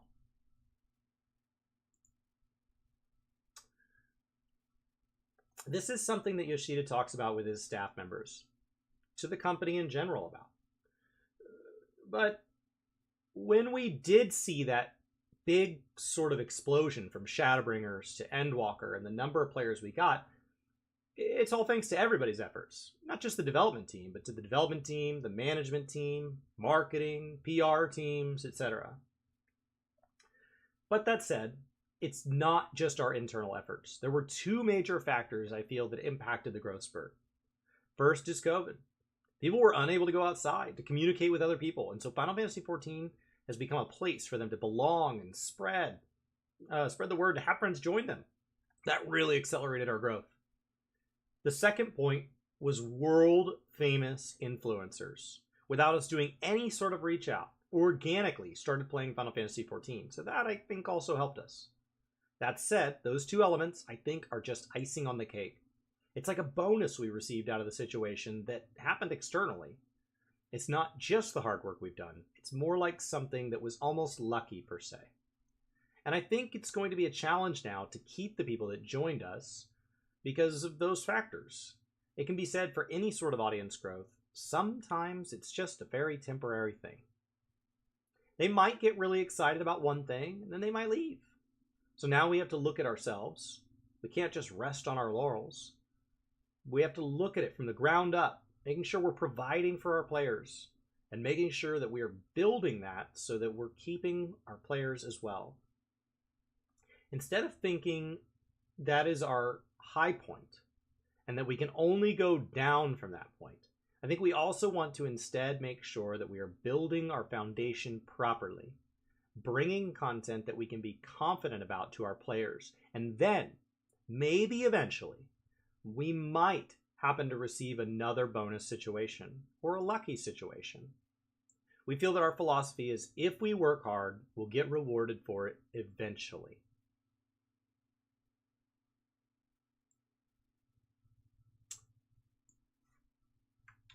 Better to be good than lucky. Better to be lucky than good. I've heard it both ways. Yeah, I had a boss in my first big job after college, I guess. And he said, if you're doing the right things day in and day out, it will eventually pay out. Like there might be people that pay out before you, and it may seem unfair, but if you just keep showing up and doing the right things, it really will pay out.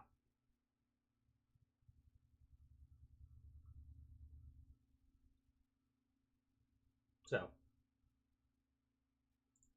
one criticism many have had about Final Fantasy XIV, at least in the West, is that many will make it very far into the game and not be entirely knowledgeable about their jobs. Many do dungeons at level 31 or 32 without their job stone. Do you have any advice for either side of the dilemma? And are there plans to officially make this more intuitive?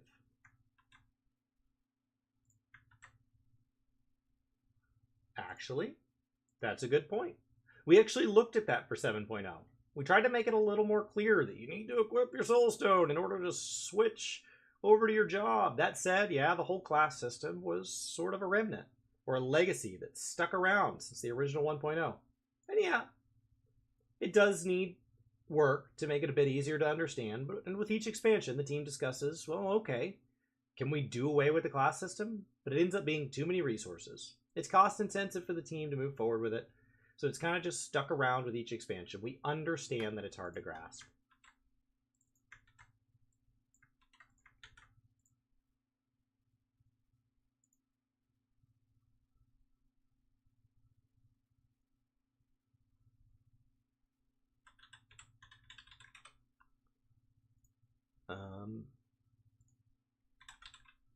Just tagging these real quick.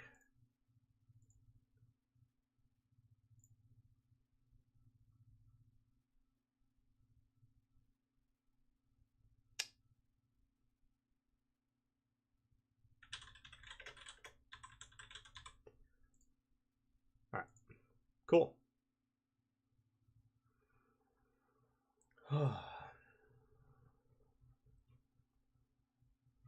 If you order a vanilla soybean coffee, is it just 3-bean soup? Absolutely it is. That was interesting that they only posted theirs. I wonder if they did multiple articles. I'm not going to go dig on their website to find out, but I found that intriguing.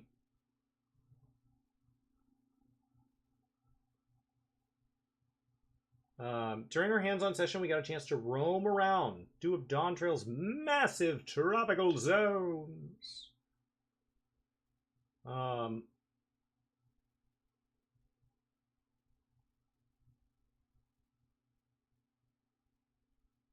Let's see.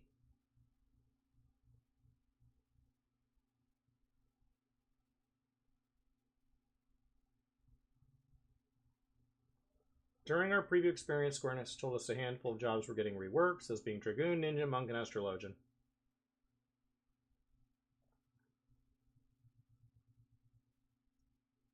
During a group Q&A, Yoshi said as much, noting that with Shadowbringers and Windwalker, the team really wanted to focus on adding single-player options, but now with Dawn Trail, they want Final Fantasy XIV to evolve as an MMO.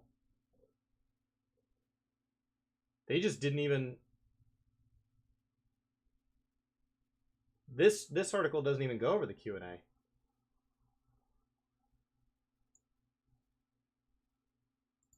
Fascinating.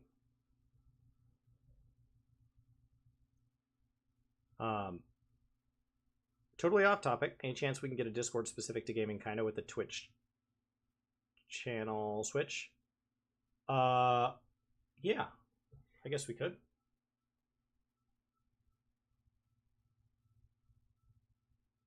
Okay. Cool. Cool. Let's see. Hardcoregamer.com. Yoshi P talks raid woes. Field operation in Final Fantasy XIV Dawn Trail.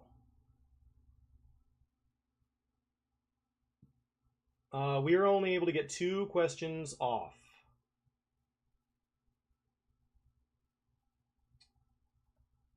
All right. Great. This is going great. Hardcore gamer. All right, first question.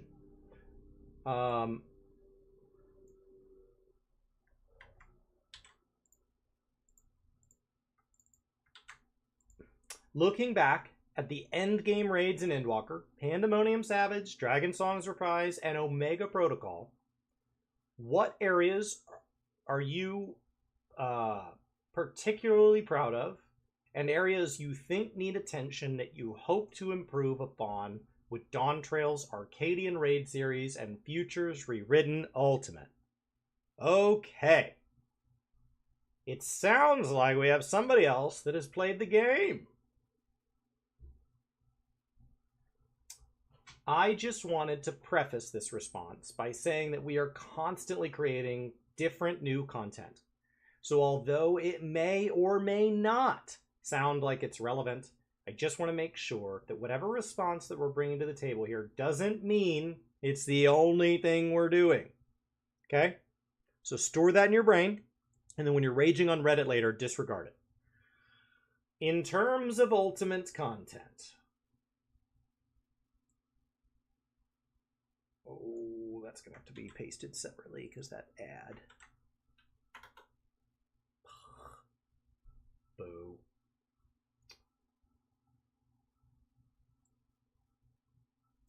That's a weird way to do that. In terms of ultimate content, the next one especially, I don't foresee any sort of concerns. It's a very challenging project. So whomever is tasked to create that battle will definitely pour themselves into it, and you'll see their personality showing in there. Keep in mind, the Ultimates have a history of like burning devs out. So it's a hard task. So I think it's good. The trajectory I'm seeing how they're working on this series is kind of nice. I think it will be quite an interesting battle based on how the person in charge is working on it. It's keeping it close to the vest. Has he already told us who? In a previous statement? But conversely, for the higher end raid, you will go in with an 8-person party, including the Savage content. To be quite frank, I feel like it's starting to look familiar. We're seeing more and more similarities between the different mechanics that are implemented in the fights. As for the high difficulty raids, it's part of that player fulfillment and satisfying gameplay experience for our players. Back when we were doing Stormblood, we pivoted to accommodating and trying to lessen the stress we were putting on ourselves, lessening any frustration or pain points so that players would have more fun. And because of that, we see examples like, say, the extremely large target circles, or some of the content might have less unique battle mechanics, or you'll be able to tell just by visual cues what will happen next. What?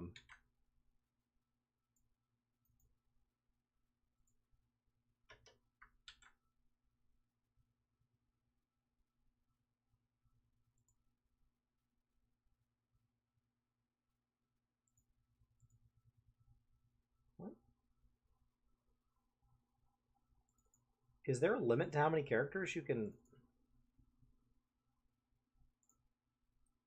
put in there? It's too long of an answer for a Google spreadsheet?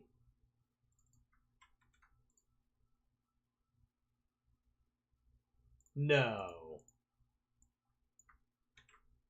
That's not a thing, is it?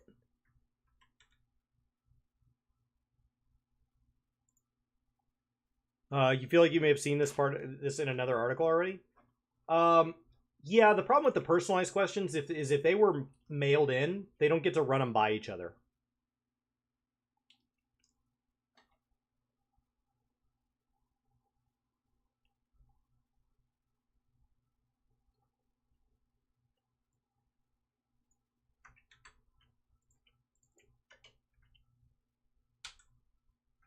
there it went.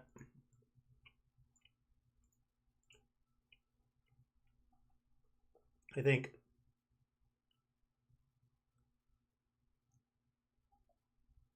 you see examples like, say, what?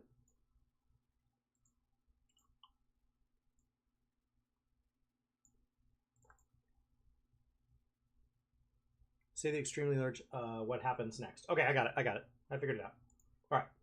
Our developers started to become more hesitant on incorporating unique mechanics. We did see this earlier. We should stop letting the tank have to kite mobs or things like that. Our developers got a little too sensitive to non-favorable feedback. And I feel like that kind of restricted their creativity, kind of narrowed down their perspective. So with Dawntrail, we're trying to shift back. It's okay to make a mistake, but we want to bring this wow factor to our players. We want to bring unique elements. That's the goal that I've set for my developers to achieve throughout the Dawntrail and beyond. So we want to improve upon the gameplay experience and bring excitement to the players.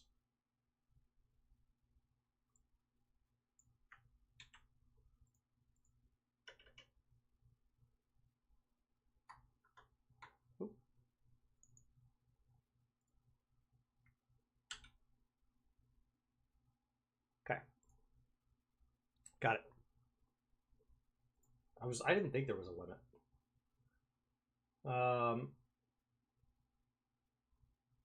Oh, they said they only got 2 questions. What? We were only able to get 2 questions off.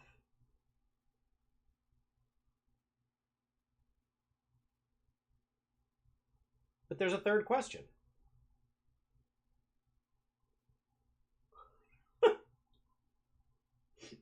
Okay. All right.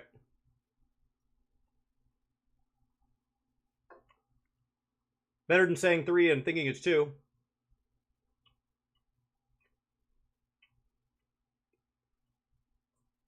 Maybe they responded to it after. Like they said, hey, if you email it to us, we'll respond.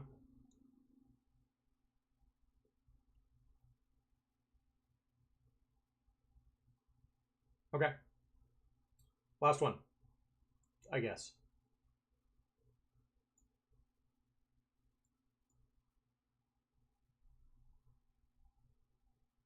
No, it is. It was just one long answer. That was just one answer? Well, that's why you only got 2. Holy crap. No, it's me that can't count. It really was. That was one question with that much of an answer. Wow. What do you want to do? Haps thought he'd only get 4 to 6. Wait, did Haps get his own? Oh, man.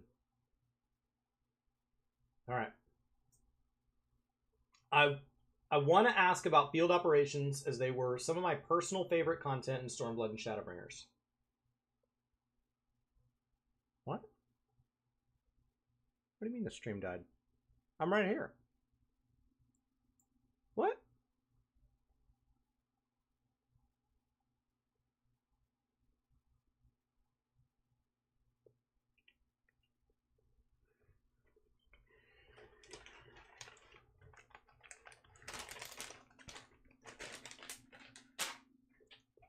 Not being a partner is not great. I have 0 drop frames. This is not my side. This is a lack of check mark. That's my wild speculation.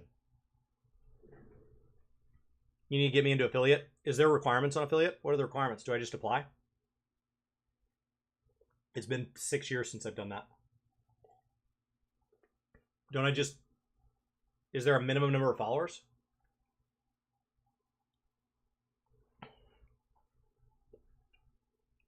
I assume it's just like a email verified account. I can't imagine the thresholds are super high. The partner threshold is like a moving target somewhere around the moon.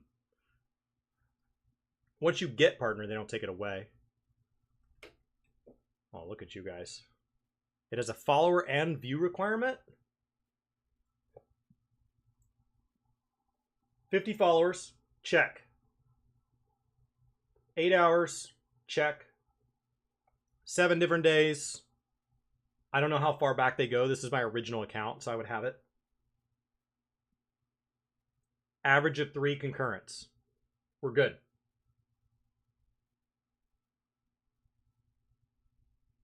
And I'll be invited via email. 7 days within 28? All right.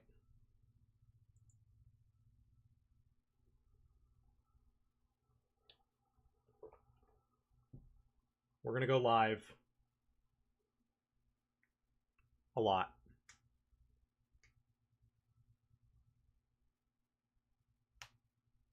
I need to prove I'm an active.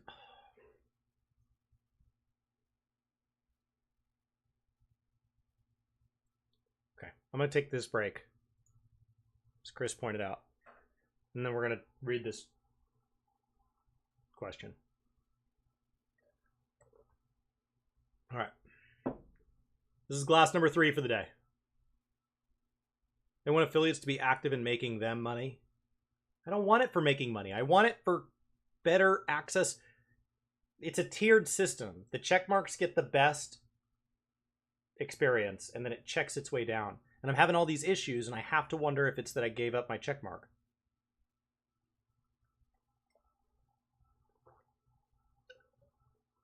Can't just stream to no one. All right. Well, then we'll probably stream every Thursday and Friday for a little while. And maybe some other days too. I'll just pop on for a bit. We'll hang out. I don't know. Play some games. I haven't done 5.55 story yet. I want to do it right before the expansion. So maybe we'll do the story. Okay. Be right back.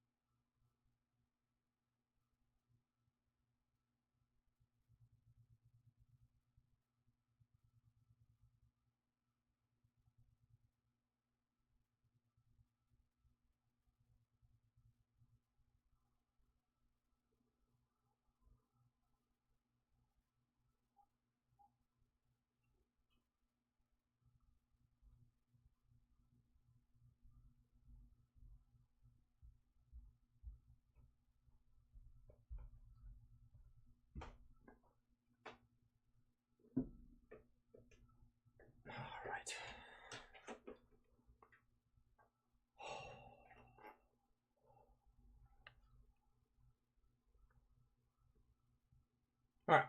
Question. I want to ask about the field operations, as they were some of my personal favorite content in Stormblood and Shadowbringers. While the content was a little divisive, there's no denying that it was sorely missed in Endwalker. While the Dawn Trail version is still a ways away, how are you looking to improve upon the formula? All right. For anybody that was not around for the very first field content, let's talk a little bit about the Relic. So the Relic historically has been done a number of different ways. Everything from having to go out in the world and kind of grind fates and turn in materials to this recent expansion where it was just tomes.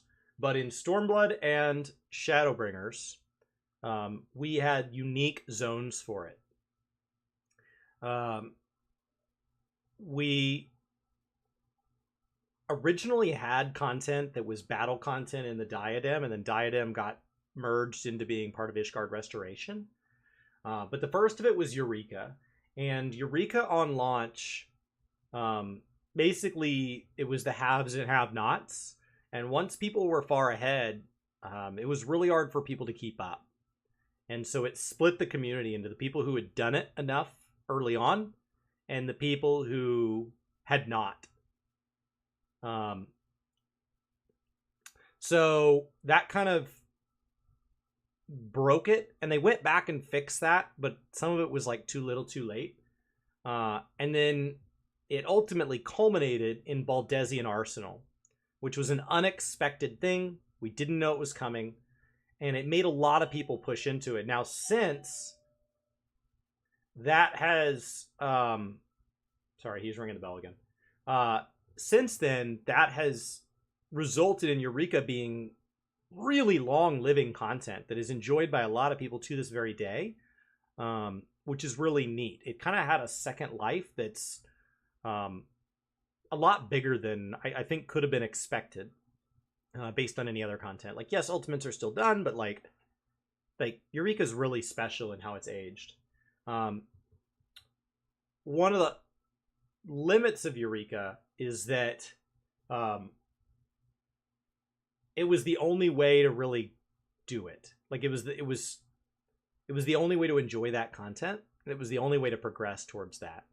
Baldesian Arsenal made it worth the grind for people that didn't enjoy it, and a lot of people did enjoy it. So it resulted in this like hunt train type mentality where it kind of got optimized as a group.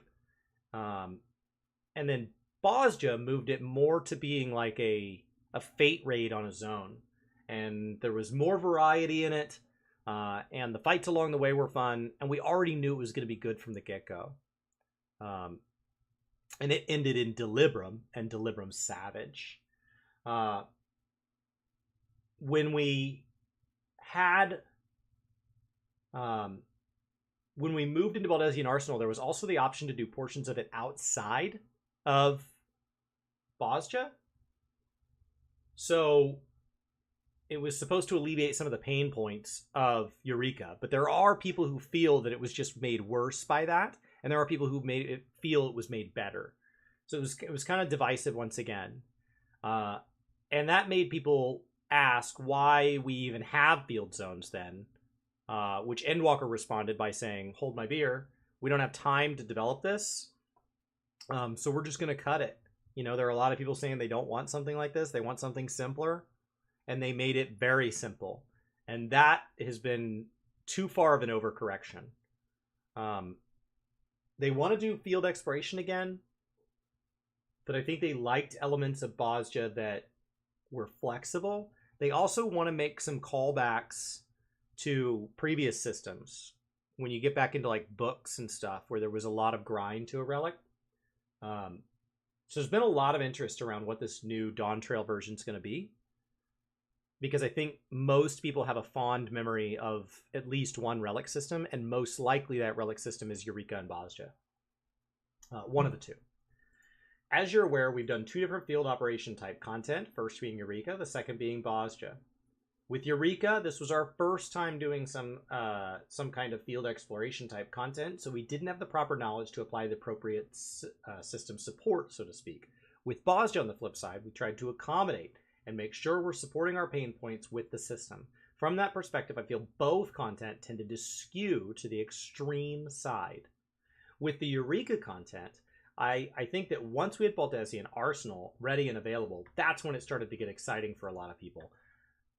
I was so frustrated at myself that I got off the Eureka train when Baldesian Arsenal announced, and I probably spent more time watching Miztech and others clear Baldesian Arsenal than it would have taken to just rip the Band-Aid off and clear the content myself necessary to get into a BA group.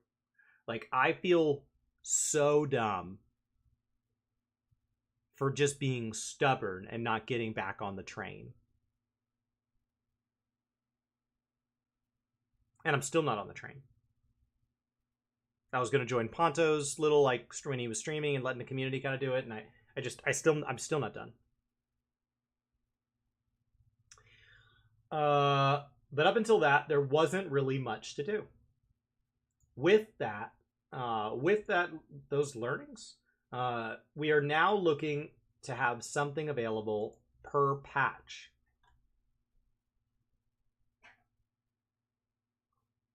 Does that mean it would start in 0.1? No way. There's no way it starts in 0.1, is there? And then, with the learnings we had from Bosja, we would have the system available to support and provide things to do in that aspect. So we're trying to see the learnings from both content and trying to see and reflect both elements, merging into what we're trying to do with the new content that's available. I assumed it would be 7.25. Do you guys think it'll be 7.15? Or do you think he means that we're going to get a raid per patch as opposed to BA or Bosja where we had, it was like every other? 7.1, 7.3, 7.5. So it's Alliance Raid, Savage, Ultimate, or Alliance Raid, Relic, Ultimate on the odds. And then ideally the big Cosmic Exploration, Island Sanctuary, regular Raid, Savage on evens. There's no way this is ready by 7.15. When is 7.15?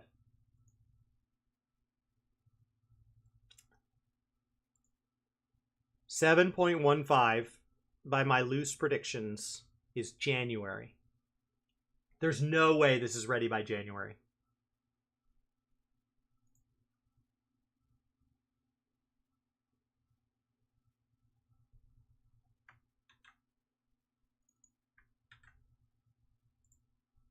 That would be incredible. That would be outrageous.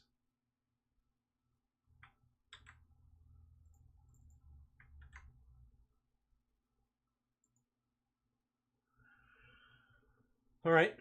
Of course, in addition to those learnings, we're reflecting into the new content. We do want to incorporate new elements, including to do a large-scale content to do. An action we've never seen before. There's a progression system that might be new. I'm trying to avoid spoiling the content for you, so I'm afraid I can't go into details right now, but we will be continuously updating through the 7.x series, and it is a large-scale project for us too, so I do think it's safe to assume that you can see more coming soon. It might not be as early as 7.1, but I know for sure 7.2 and beyond we're going to start updating in earnest. And right now we are writing our specification documents. Our developers are programming the content, so we are working towards it.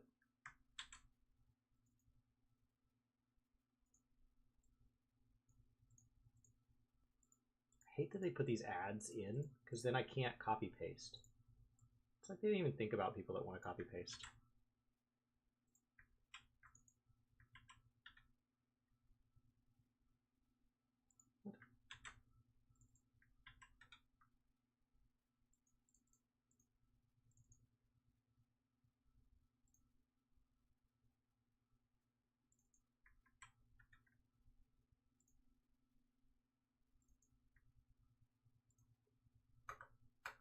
There it goes. Okay. They would have to solve their hiring problem to have this sorted out by January. I just can't imagine. All right. That was helpful. Chris, you did a good job here. You got quite a few. Screen rant. We're also 4 hours in. Okay.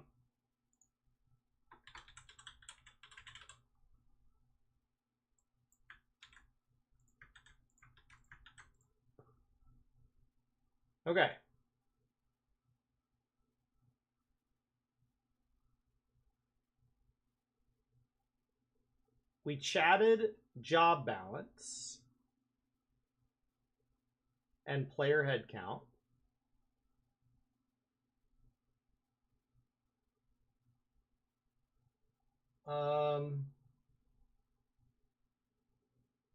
The existence of more mid-core content and how to add more of it, and the player count ahead of...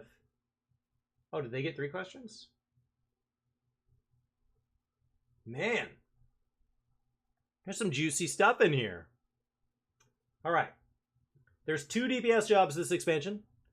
Is that the design space that you feel has the most to explore as time has gone on? Is there a role in particular you feel like has the most restrictive design space, one that you're kind of trying to work against and work with as these expansions roll out?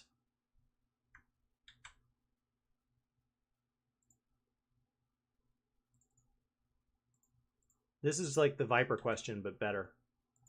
At this point, I might want to go to the video interviews. Why? Why would we not just keep going? I only got like 5 more.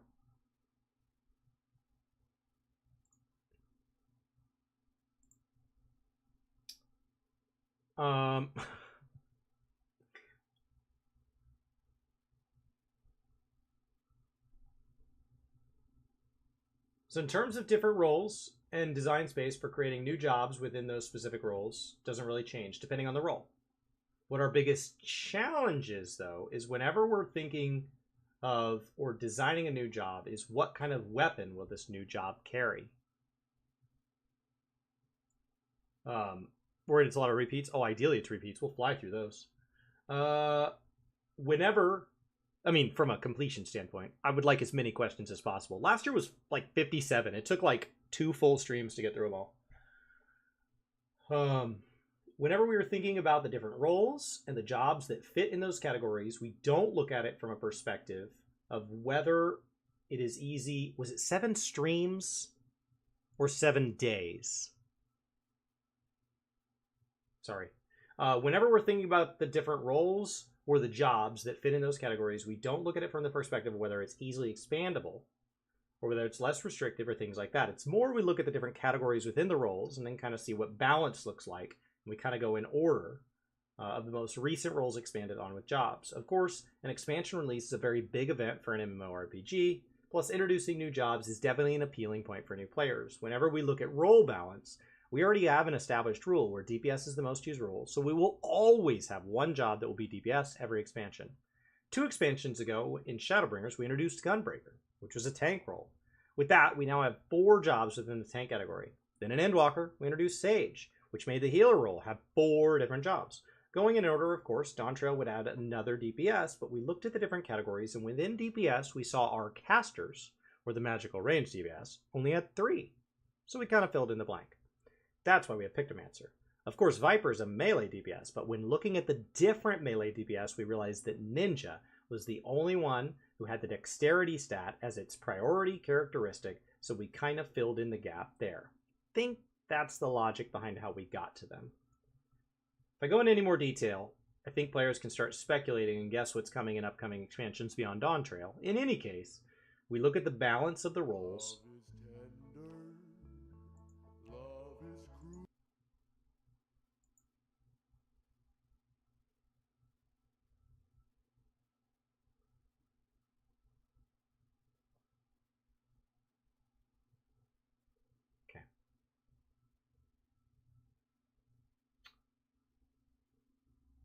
Sorry, that was distracting. If I go into any more detail, I think the players can start speculating and guess what's coming up in the upcoming expansion beyond Dawntrail. In any case, we look at the balance of roles and make sure that it's evenly distributed based on the players and what we choose as the new job.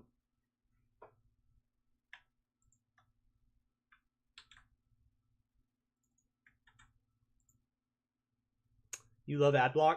I don't use AdBlock as somebody that's been a full-time content creator because ads were paying a substantial portion of my life. So I'm kind of against them on like a moral ground. I put my first ad blocker on a phone like maybe 3 months ago because there was literally a website that their mobile version, I could not use it. There wasn't like a pay for premium. There was no amount of money or effort that could get me to a functional version of their website. And I mean literally functional. So I have it on my phone now. And I don't really like myself for that. And like their website was so sparse once I activated it, it was absurd. I mean, it just took it to like a blank room. It's like that scene in 40-Year-Old Virgin where he's trying to help prep him for the date, and he goes, let's just take anything that might be too nerdy or embarrassing for a girl to come over and like date a man that's 40, right? And he's like, yeah, okay. And then the door opens and she goes, did you just move in? And like the room is just completely empty. Like nothing in it. That's how it felt. All right. Mid-core content. One of the discussions I've noticed from the community leading into this expansion is on mid-core content.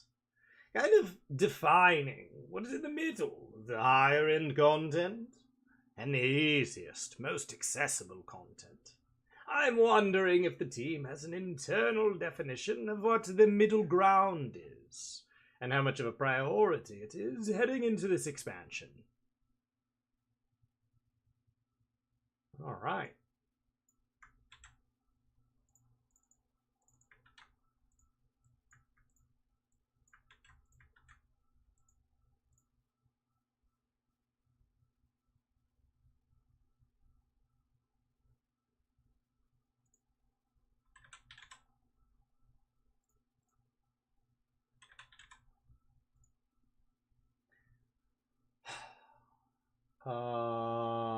At this point, there's a back and forth between Screen Rant, Yoshida-san, the translator, and the staff to try to define what the question means by midcore.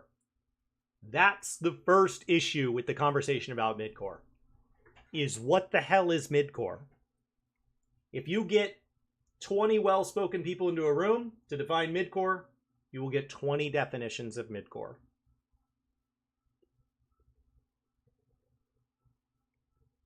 And they're probably all right.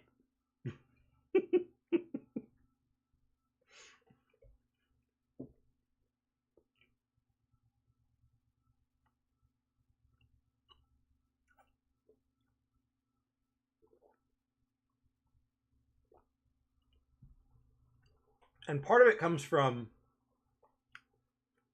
there's this idea that Fido references sometimes, that if you're driving on the highway and somebody passes you going substantially faster than you on your left, and on your right you pass somebody that is going substantially slower than you, they are both wrong. The person on the left is going too fast. It's reckless. My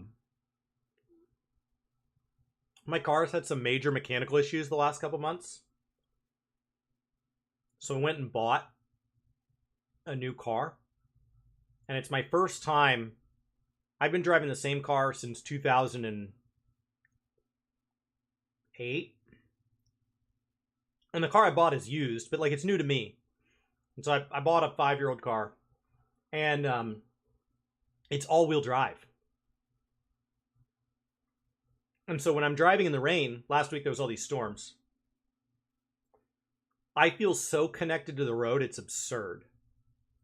So when somebody passes me, like I know they're wrong. Like I know it in my heart. You're reckless, especially if it's a 2-wheel drive car. Like, what are you doing? Meanwhile, if you pass somebody that's going like 15 below, you're like, this is literally causing people to have to swerve to get around you. You are making this dangerous for everybody else going that slow. What is wrong with you? You're an idiot. And the thing about midcore is, when somebody's first getting into the game, just playing the game may be plenty hard. And so raiding might be considered hardcore content. So there's no midcore, because as soon as you finish dungeons, we just dump you into raids and there's nothing in between. To a really top-end player who does ultimates and savages regularly, the battle content drops off too fast. and it's mind-numbing to have to do the stuff for MSQ, and they like Savage, and so it just like, it's like, wow, there's no in between.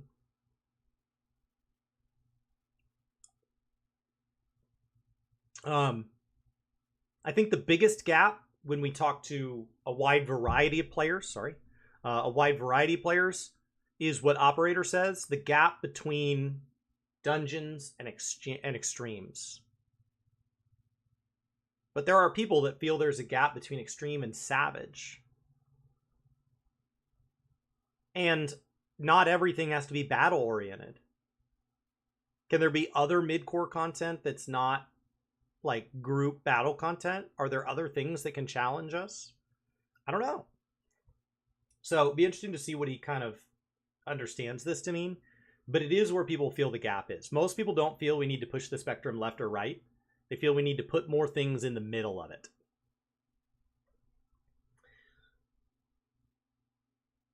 Naoki Yoshida.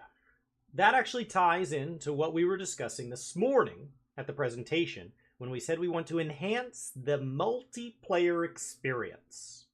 Since Shadowbringers, we were trying to focus our efforts on getting new players into as many new players as we can. So we focused on enhancing features that will allow for players to enjoy the game solo or with a smaller group, more casual content. That was the groundwork we were trying to do, more people. Yes, we've heard this in a previous answer to a question. We kind of agree that to players who've been with us for multiple expansions, it feels like we're lacking that sort of mid-range content.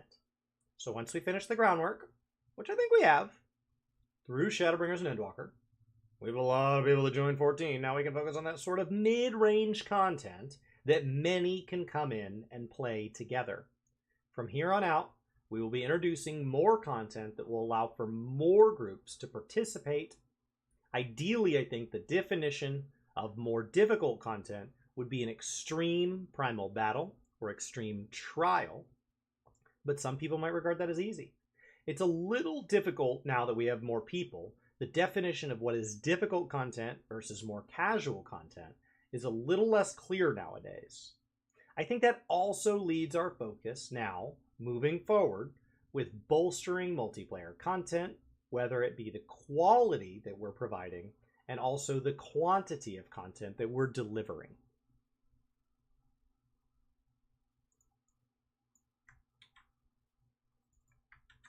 I think that is a fair definition. I think to say the gap between story and extreme is the widest. You can get through story without having all your abilities on the bar. You just can. So, how do we do both? Okay. You've said that we moved out of the phase of this aggressive player expansion that was being aimed for.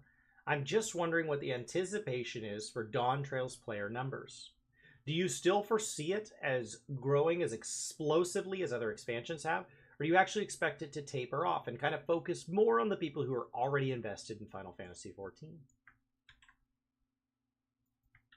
Do you think it'll still have success? Or, we're just kind of in a lull here. So, this may not be the best answer from a business perspective, or even as a member of the board of Square Enix. I am a member of the board, after all. But I'm not that particular about subscriber numbers, per se. Easily said as a guy who has subscriber numbers. Nobody from the business perspective is questioning Yoshi P. Those numbers matter when you don't have them. With trying to maintain production, as well as longevity, making sure that the game is surviving, all these things for an MMORPG are quite difficult.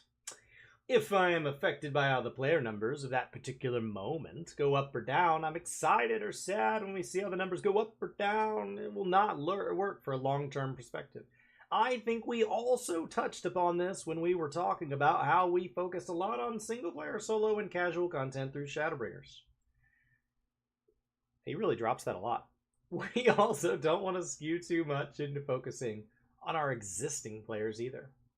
Of course, throughout 7.0 and 7.x patch series, we want to now drive the players that came in with single player content to kind of merge into how the existing players have been playing the multiplayer content, to get experience playing with other people. With that, I think that will also allow for players to get excited about, while there's a lot of people having fun on that game, and might prompt other players to come and get excited with the game itself.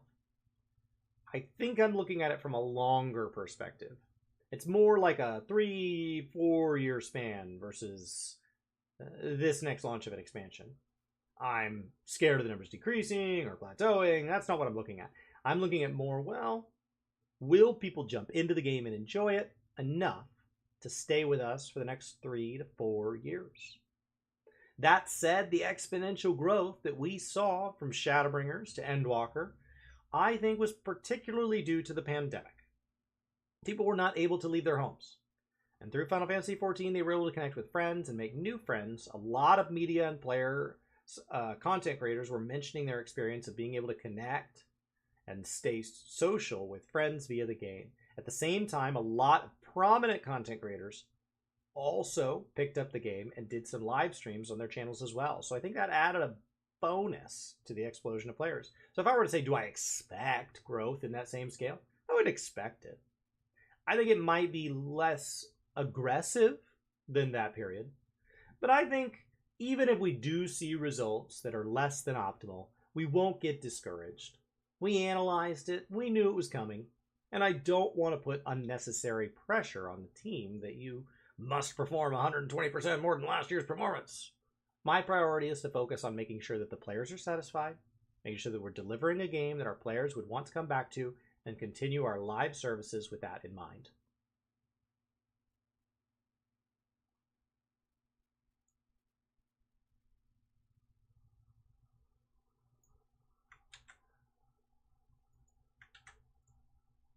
All right.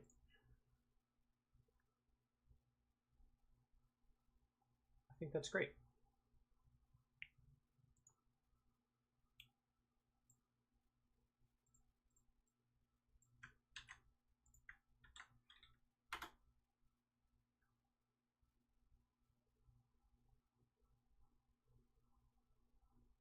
Do we have questions?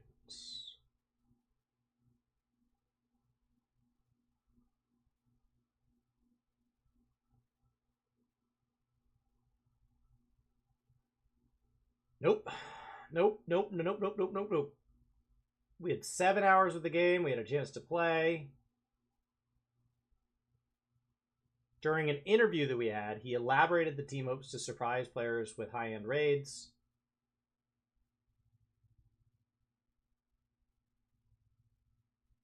Nope.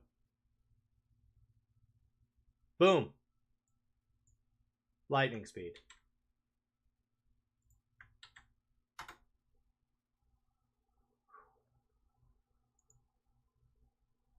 Okay. When I was present at FanFest 2023, I was enticed by the idea of a new job class.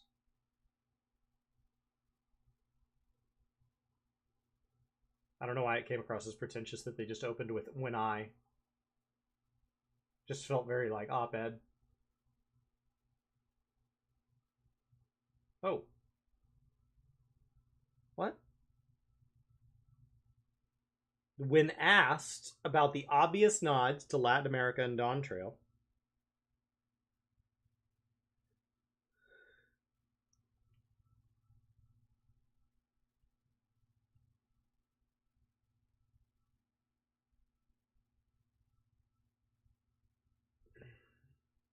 is there a question?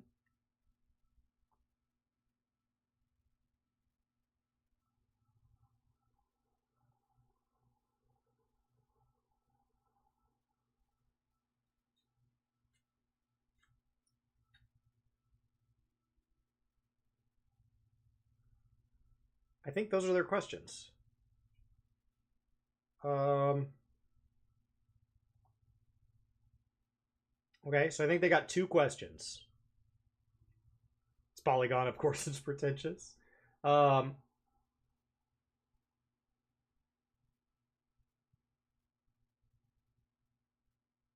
Okay.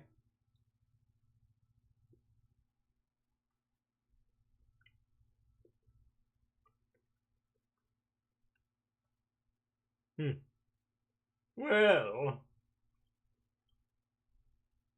let's come see how. Okay. There's just something about Polygon writing that's unique that just comes across as like above everybody else in a way that's so baity. Like it's trying to be. It's like storming into a room where people are having a conversation and then expecting them to ask you, like, oh, tell us where you were coming from. Like, stop what you're doing. And oh my gosh, oh, Polygon's here. Oh. But they don't realize that actually, as soon as Polygon leaves the room, everybody's like, oh. Guy always comes in here and like slams the door and it's like, oh, did you notice I was here? Did you notice? Oh my. How did you notice when I came in and blew a trumpet and slammed the door?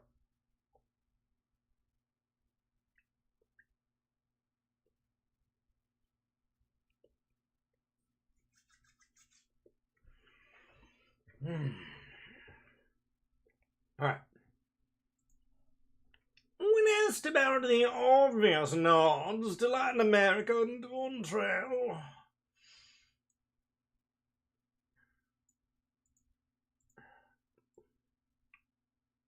that was so obvious to me. Great. That's what we're doing. Oh, their font is even loud.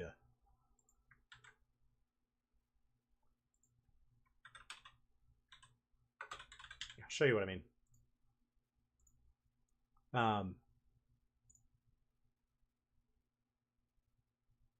Stand by. All right. So I'm making this spreadsheet at the same time. All right. So look at how it pastes in. Okay. Occasionally the font size goes up. Occasionally it steps down. If it's on a dark background, sometimes it grabs the dark background. Okay, you ready? Oh my. Why? Like, why is there so large and serifed?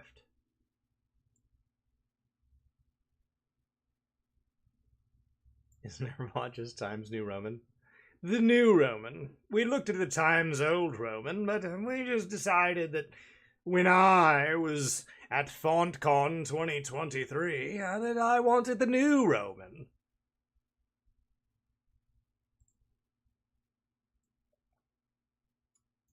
Producer Yoshbi mentioned that the team had some consultation on what would appear in the expansion. This included input from the global team at Square Enix and members of the translation team. However, CB3 did choose to reach out for further input regarding the representation of the cultures they would go on to depict in Dawn Trail. Yoshida also mentioned that even with consultation, there's always a potential risk. Of course, our team's very cautious about taking risks, and they would advise, like, so maybe this might be too risky, or you might want to avoid this thing. But we didn't stop there. We tried to understand why they would consider it a risk, and figure out how to avoid any situation that could arise.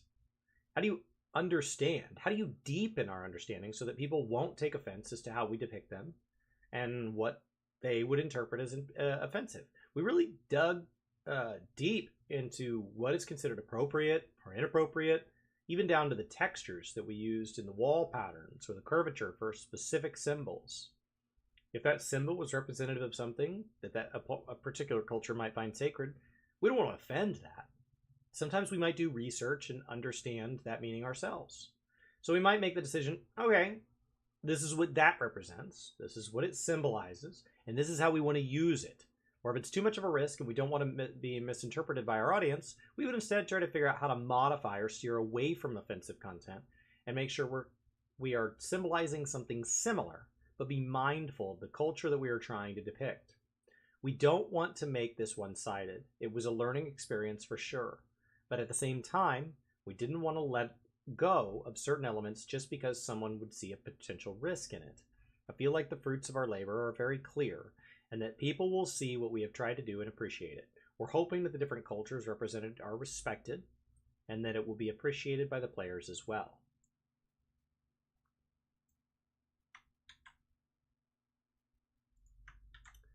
Yeah, I tend to forget that you can paste and maintain formatting. All right. When asked about possible official support for Latin American countries, this was asked last expansion, such as Brazil or Mexico. Given Dawn Trail's heavy dose of inspiration. No, it was asked independent of that. It was a big deal last time. It doesn't matter where the expansion is set. Adding support for more regions grows the game. It is a factor of money, time, and energy. Yoshi likes to have incredible control, as opposed to like World of Warcraft, where they will work with local partners to put themselves in more places faster. Yoshi tends to want a lot more control over the process, and that gives a higher quality product to those who have access to the game, but it does not allow the game to expand as readily into more regions, which creates issues with currencies, language, lack of access to things like the cutscenes and stuff, even if somebody can understand it. Like, it's just like all the voice acting, because not all voice acting has a subtitle. And then in addition to that, like, they just literally struggle to log on due to things like latency and all that. So it's when we added Oceanic, one of the immediate questions was, when is Latin America? Regardless of Dawn Trail's setting. Like, this is just a, oh. Like, it's just, it's like it's trying to make it a more, he just wants to take their culture. He doesn't even want to support them. Oh. Like, that's not it at all.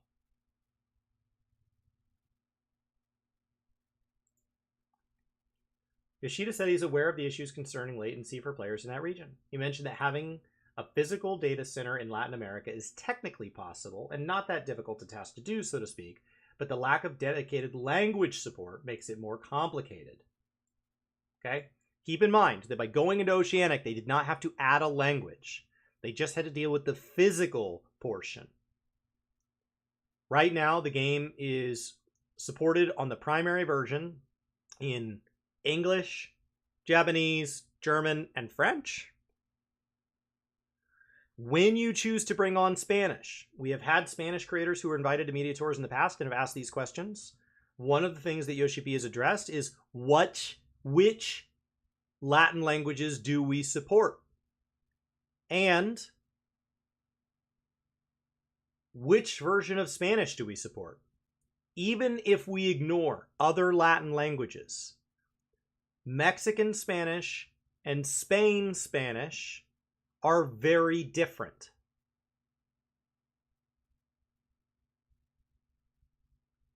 So this question has been asked before, and language support has been the bigger barrier in the past. And that aligns here. He did not say in the past that adding the physical location would not be hard. So that tells me that the Oceanic one, they must have either learned a lot or it went fairly well, because they now feel that that's something physically that they could repeat. But the language portion is still not there. We don't have a dedicated Latin America language specialist, so we always have to rely on outsourcing for any translations of the Spanish and Portuguese language. Keep in mind, they do hire for things like German. And considering Final Fantasy XIV is a live service game, it needs constant support. When they come up with a new cutscene, they have all of the languages have an impact on that cutscene. So first they send out the text, then they send out the cutscene, and everybody says, hey, I need this to be a little bit longer because we say it a little bit longer in our language, or actually there's a weird gap, so it needs to be a little bit shorter. Right? Isn't that asking which English to use? No. The words are literally different. It's not me saying like rubbish or jumper. I studied abroad in Spain, and I was there with and while I was there I had a chance to go to places like Portugal. And I was there and there were students there from Mexico City, from a university that had partnered with us. And like it's just literally different. Yes, they can understand each other. And there's also a difference in that most Americans, if we don't consider it contextually pretentious, consider an English accent charming. That is not the same relationship culturally in my exposure to people from Mexico and Spain in the same context. That jump is not received the same way. So it's not English in English. It's very different. And there's totally different pronunciations.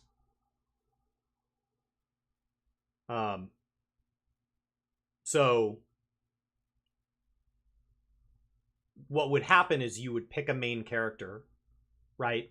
And Urianger would get Spain Spanish. And it would be really easy to, like when he talks about offending in the previous thing, it would be really easy to overstep a line. As opposed to Americans are largely pretty tolerant of British English.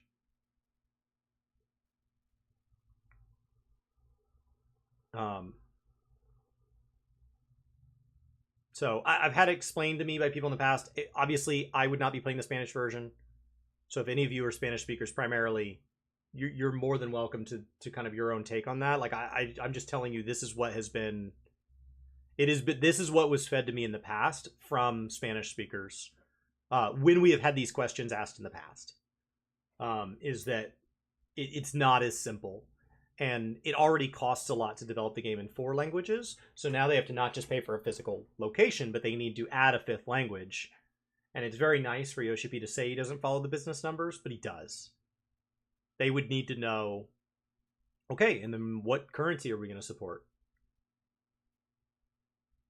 You know? Yoshi P's working on 2 unannounced games? That would be awesome. You always know he's possibly working on another game when he says, like, I don't know. If I could work on another game, it would be like this. That means he's working on a game like that. If Yoshi P wants to do something, there are people that are more than happy to give him the money to do it as long as he keeps having success. Working on outside translations is not a way to run their business. The way they have run it so far, everything is internal. And they focus so hard on the naming of things and things like that. As opposed to like a company like I think WoW uses the same outsourced translation company that Netflix does. I could be wrong on that, but they outsource. Not having a dedicated person does create a bottleneck, but he went on to mention that Square Enix president Takashi Kiru is a strong supporter of more language support for other regions. I myself traveled to Brazil last year, Yoshida concluded. I met many passionate players there, and there is a desire for sure. I think that's fantastic. This right here, the change in Square Enix presidents and knowing that both he and the president want this last sentence is the only thing that from last year is truly new information.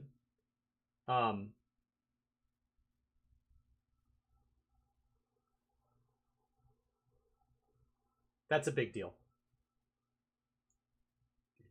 And not that difficult to do, so to speak, tells me that the Oceanic rollout either A, went really well, or B, taught them a lot. So, while I did not like reading Polygon's writing, everything I got from this was really great. In general, I struggle with Polygon, but I need to read them because they keep getting access to things like this. So until people start denying them access, like, they can do whatever they want, because I'm still going to go here and read this, which is frustrating.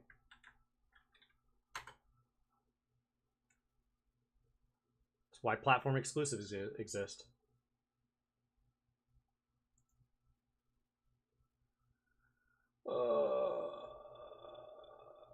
Okay, is this originally in French? Is that what's happening here? Yeah. So this is being translated from French. Holy God. Okay. I want to note something as we dig through this. This is a French interview who interviewed a Japanese speaker and then published that back in French on their website, and I am now having Google translated into English. So, we are trusting Google Translate here. Or whatever is powering it. Bingified. I don't know. Right? Am I getting that wrong, Chris? Because as I scroll fast, it still showed as French. No. When I was scrolling, it was in French. If you were watching quickly, it was being translated as I scrolled. I was seeing it in French. And I can see parts of it the translator didn't grab. Or looked weird.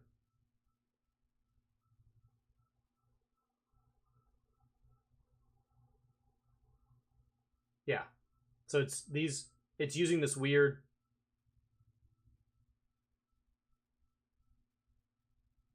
Jeu online. Alright, yeah. It's going to struggle with proper nouns or abbreviations.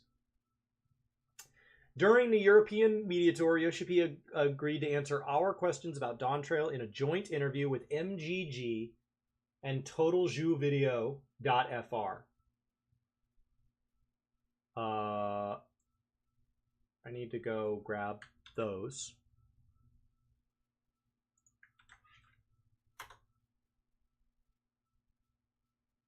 Later. Okay.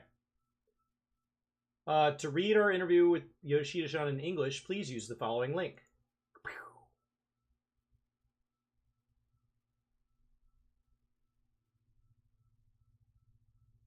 Oh.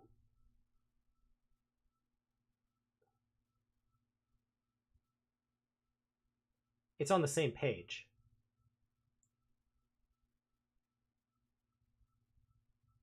It's literally on the same page.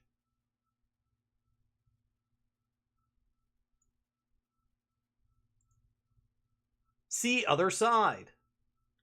All right. That's why it's getting confused.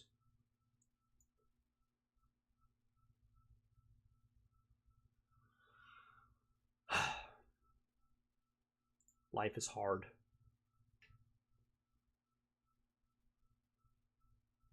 We're up to a lot of questions here, guys. I got a couple of extra rows that I just was moving too fast and didn't clear, so let me delete those so I can get an accurate number.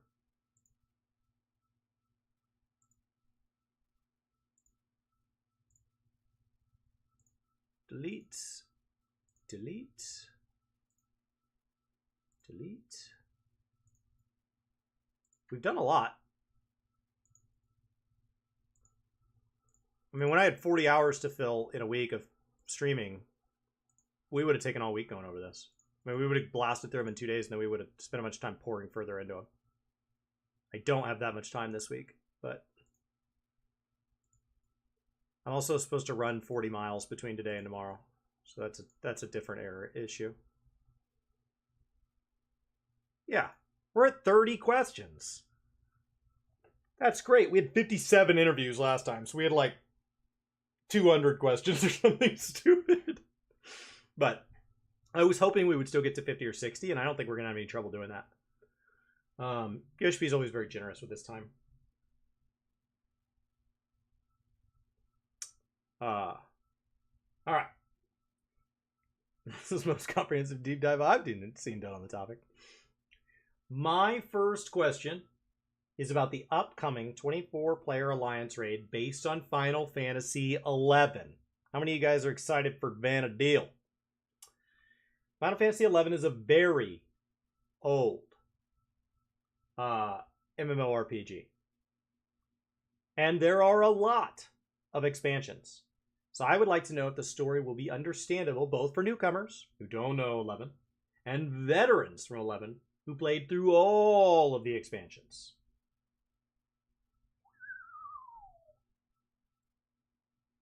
Whoa.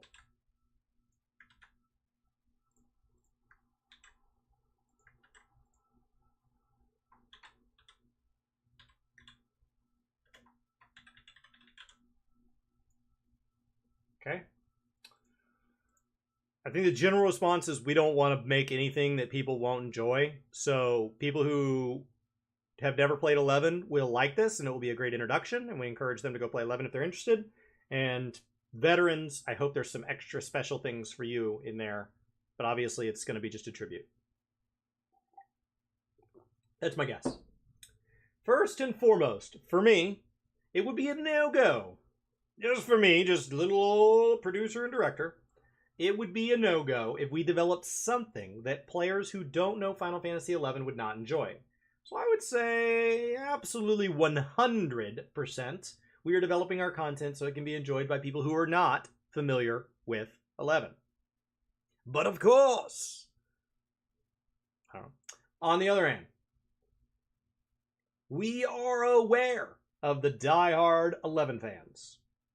And for this crossover, the echoes of Vana'diel, we are keeping in mind so that those types of players play through the content, they will recall things from 11 and will be like, oh yes, it was like this, and oh, the boss had this story and it's been interpreted in this way, and so on. So we are very much aware of those points in our development. There is one thing I would like to say to the fans. From Final Fantasy XIV team who are working on the Echoes of Vana'diel, this is regarding both the story and battle content. I think almost all of the leaders from the team who are working on this content, almost all of them, if not all of them, are veteran 11 players. Back in their youth, they were hardcore to such a point that they were kind of like dropouts in life. So, of course, because of that background, they are working really hard on the content of this crossover. And they really want to take all of their memories that they had of 11 and really incorporate it into that content so that 11 fans can enjoy the content. Also, in CB3, which I am head of, we also have the 11 team. So we are working together with the 11 team and are having them review the content. So they will supervise the content, and they will tell us what conditions we need to meet. Also, they will tell us about what we should not be doing in terms of the content. So by going through this process, we hope we will be able to provide this crossover content so that it can be enjoyed by those who do not know 11 and by those who have played 11 in the past or are currently playing now.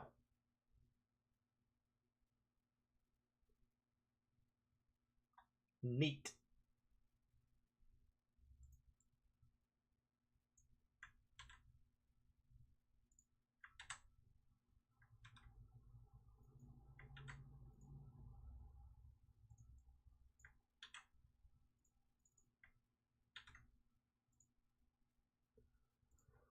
All right.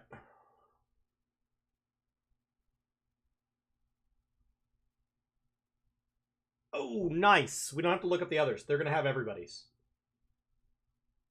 So JL got one. So now MGG is going to get one. Nice. I was happy to go hunt him down, but this saves me the distance.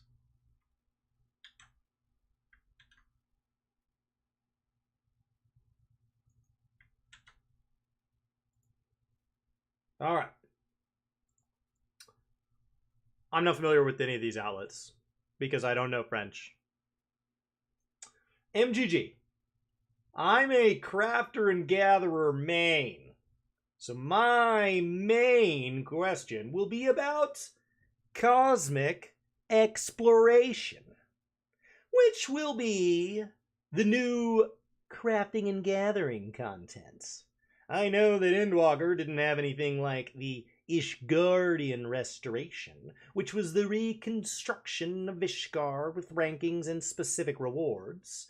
And I was wondering if in Dawn Trail we will get something similar again with a ranking system. Or are we done with rankings?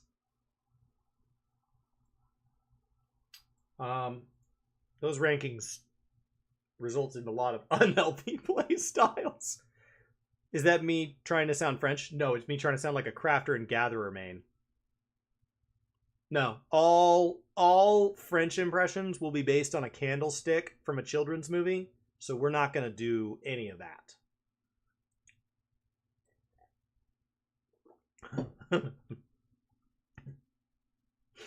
If it's going to be offensive, it should at least be offensive based on the real thing. Not something that was already likely offensive. No.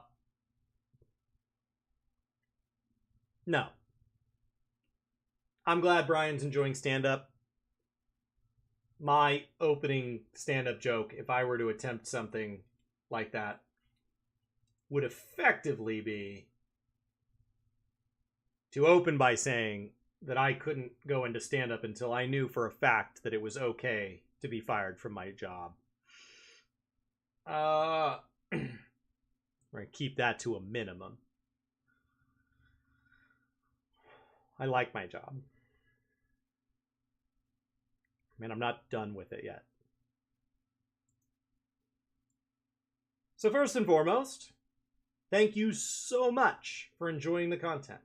With regards to the concept for cosmic exploration, it is similar to the Ishgardian Restoration in the sense that many crafters and gatherers are working and cooperating together to move towards a goal. However, with the Ishgardian Restoration, people who were playing through that probably knew straight away that it would eventually become a housing district. We definitely knew that. Right? Like, we knew that, right? He had said, like, maybe it would become a housing district, which is, it's going to become a housing district. Right? And we received feedback that there wasn't much visual change as they were going through the stages for that. So we reflected on that feedback, and we decided to incorporate that this time.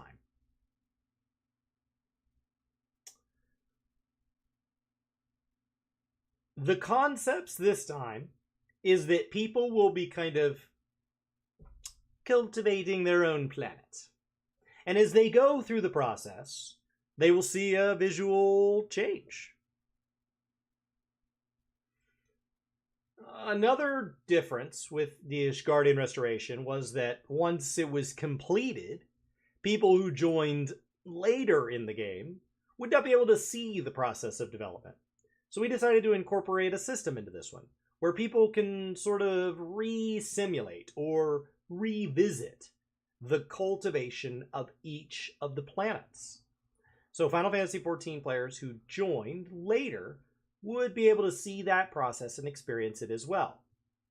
You probably want to know very much about the rankings. Are you basing that on the intuition that they said, will we get something with the rankings? You seem like you might want to know about the rankings. I want to know about the rankings. Ah! Okay then. Honestly speaking, I'm very torn about what to do. There's a reason for this. Of course, we do have a ranking system. If we wanted to implement it, it's possible. We did receive a lot of feedback from the last time with Ishgardian Restoration. There were kind of cries from our players about, oh, I need to work hard for this ranking. When am I going to sleep? Or to continue getting in the ranking, how long do I have to continue this work? After hearing that kind of feedback from the players, I'm really worried about whether we should just implement a similar system or not because of what happened in the past. I'm just a little bit concerned about the players' well-being. Well, first of all, if you have previously won a title, you cannot take the place of someone else getting a title. If we're giving out 10 titles, we're giving out 10 titles. Right out of the gate, there were people who complained, I lost so much sleep over this, and I have to lose sleep over it again, because otherwise other people are going to get the titles, and I have to take them from those people so that I'm the only one that has them.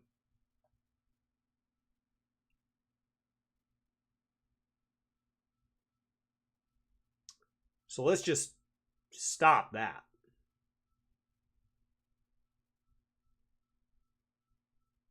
I don't care that people won more than once. I care that they won more than once and then complained about it.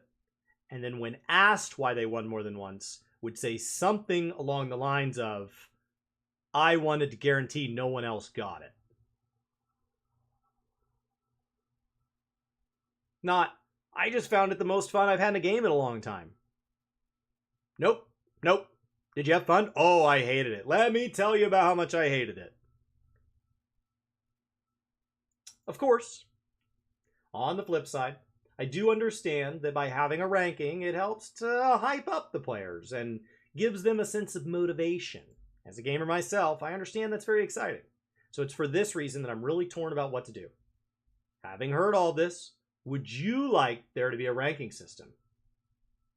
Well, I'm a crafter and gatherer main, and I wondered if we were going to get a ranking system. I'm going to take a big stab at yes. This guy wants it. Yes! I got top 10 for the 4th phase, and I got the pterodactyl mount, so I'm not a balanced point of view at all. Very cool. Congratulations. That should not be how we're deciding whether or not this was healthy. That mount is held by like 0.39% of players or some crap like that. It's available right now. You could just go start on it and not be done before the expansion launches, even if you played every minute of every day. Okay, understood. Then I will take this as a very important piece of feedback, and we will share it with the team in demand. However, before the patch content releases, I would like to carry out a survey with the players. I haven't decided yet whether it will be in a PLL or on the forums, but I would very much like to hear players' opinions about it. Oh, not the scrubs! No, he didn't say that, but I...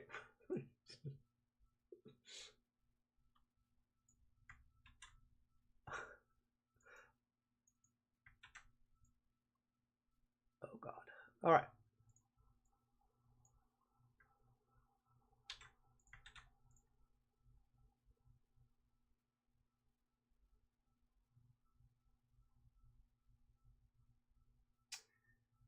Total Video Games is our third contender.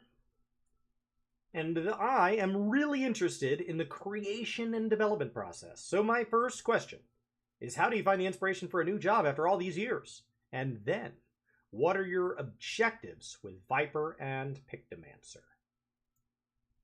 I don't know that that's a game dev specific question, but carry on. That's a jobs question.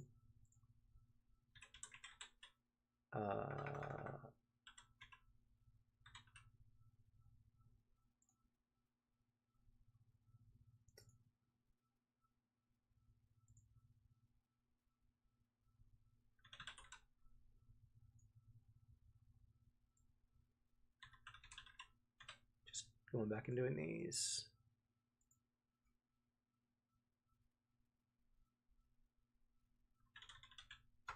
Okay. Tagging them as we go. Makes it a lot easier later.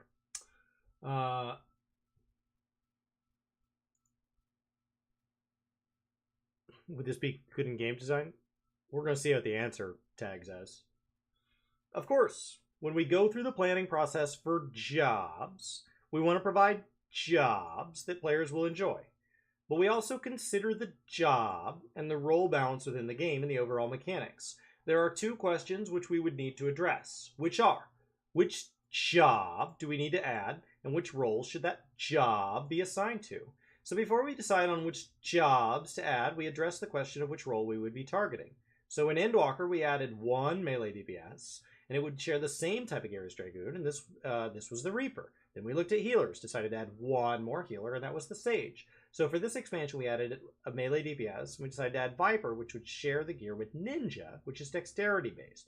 Then we looked at magical range DPS. For the magical range DPS, we only have 3 in the game, so we decided to make it a total of 4. After we decided generally on what the job would be, so okay, we've decided we will add one melee DPS and one magical range DPS after that, and then we will decide specifically on what job we want to choose. This time, the process was quite smooth for deciding on both jobs. First, with regards to Viper, we received a lot of feedback from players around the world that they wanted to have a job where the player could wield 2 single-handed swords. In other words, it would be a dual-wielding job.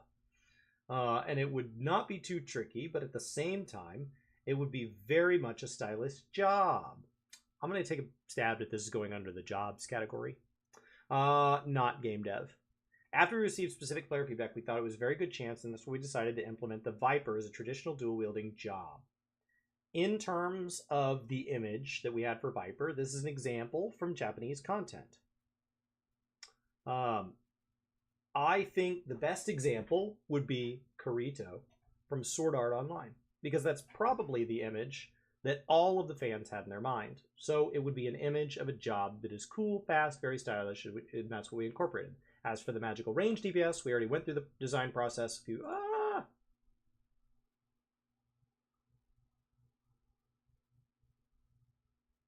know what happened there.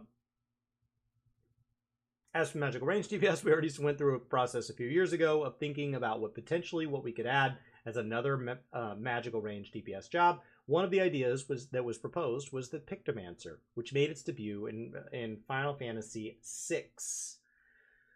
The concept was that the job would draw an image. Then you would use your imagination and render that in battle. That would be the core part of the mechanic, and it had a very unique concept with very unique and catchy visuals. So when we decided to go with Pictomancer, I think overall it was quite easy for us to decide on this. But when we decided on Pictomancer, we discussed within the team that there was one point we'd need to take care around, and that was if we just use the job, let's say, for example, to draw a Moogle, and then we render a Moogle, or if we draw a Morble, and we render a Morble, essentially it's the same as what a summoner is doing, in that they cast their summon, and then they summon Bahamut, and this would be the same as that. So we decided that it should not be the same thing.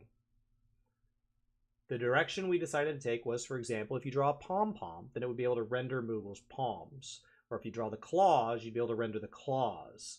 Then you could use those rendered drawings as an attack. But at the same time, if you combine motifs together, then you could use those rendered drawings. You would be able to create something new, for example, like creating a Moogle. Then you would be able to use that as an attack, and that is the concept we have for this job.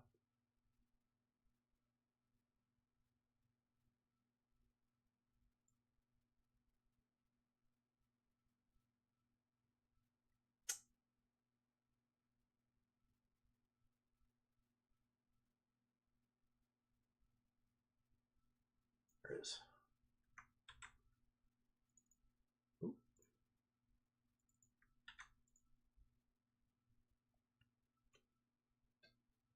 Cool.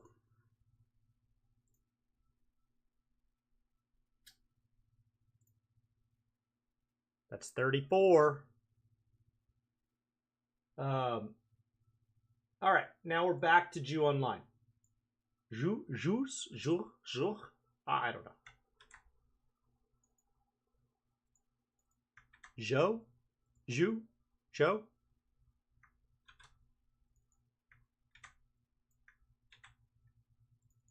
I don't know. JOL. Back around to JOL. You just told us about the jobs from a thematic standpoint. From a mechanical standpoint, what's different about the Pictomancer and Viper compared to other jobs in their respective role?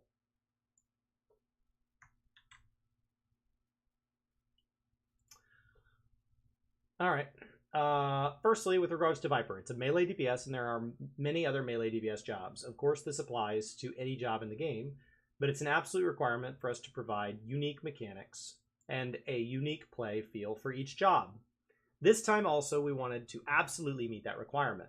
For the Viper, we decided on a base design where we would have many different combinations of abilities because the Viper has 2 swords, but can also combine the 2 swords together to become 1 blade.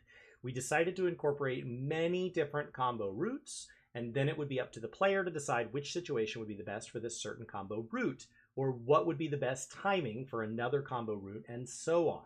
Throughout that process, we wanted to provide many different options in terms of the combo routes.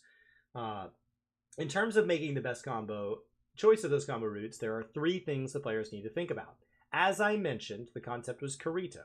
So there's going to be this stylish and fast approach to the attacks. So the first thing that players may need to consider is speed. They need to be constantly thinking about how they can best maintain the speed buff that they give themselves.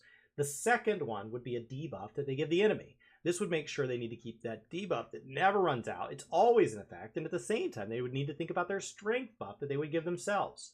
So they need to be able to ensure they keep up the tempo, and that's the basis of the mechanics.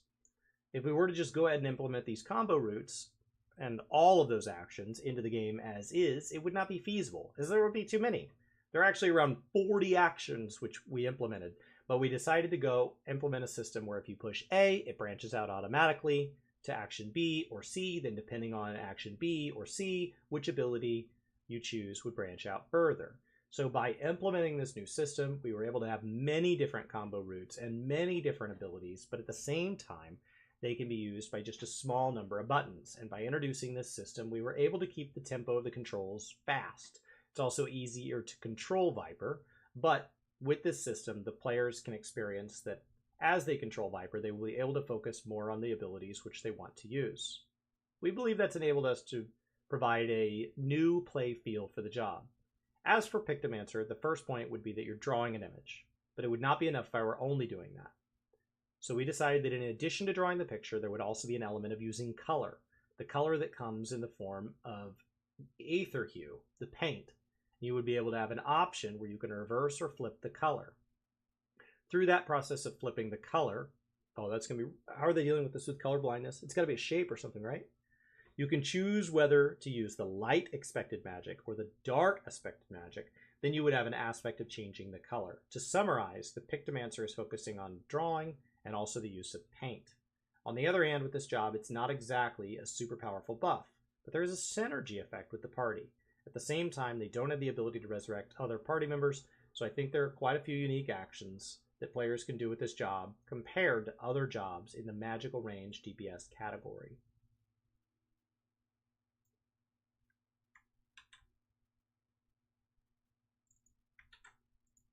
Cool. Cool. Back to MGG. In Endwalker, you made a drastic change to how upgrading the Relic weapon works for combat classes, with it only requiring tomestones for new gear.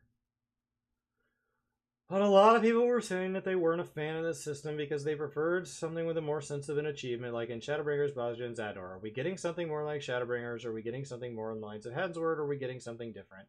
Additionally, do you consider the way you did it with Endwalker a mistake? Or are you happy with it, with what was made, regardless of the feedback?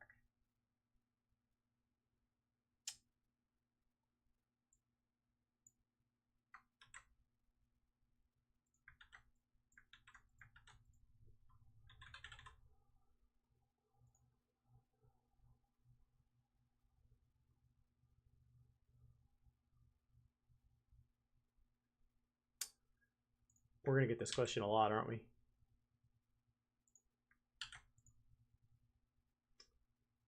All right. Oh, God. It's a long answer, too. Yoshipi. First and foremost, I have been working on Final Fantasy XIV for about 10 years now. But I think there is no such thing as success or failure. At the very start, we were working on the Zodiac weapons, which was during A Realm Reborn, and it was a very simple approach to weapon enhancement content. But when we did this content, a lot of people got angry at us. They were like, what? Why are you doing this? For this content, you had to be engaged with it for a very, very long time. It depended on luck as well, because you didn't know whether an Atma would drop or not.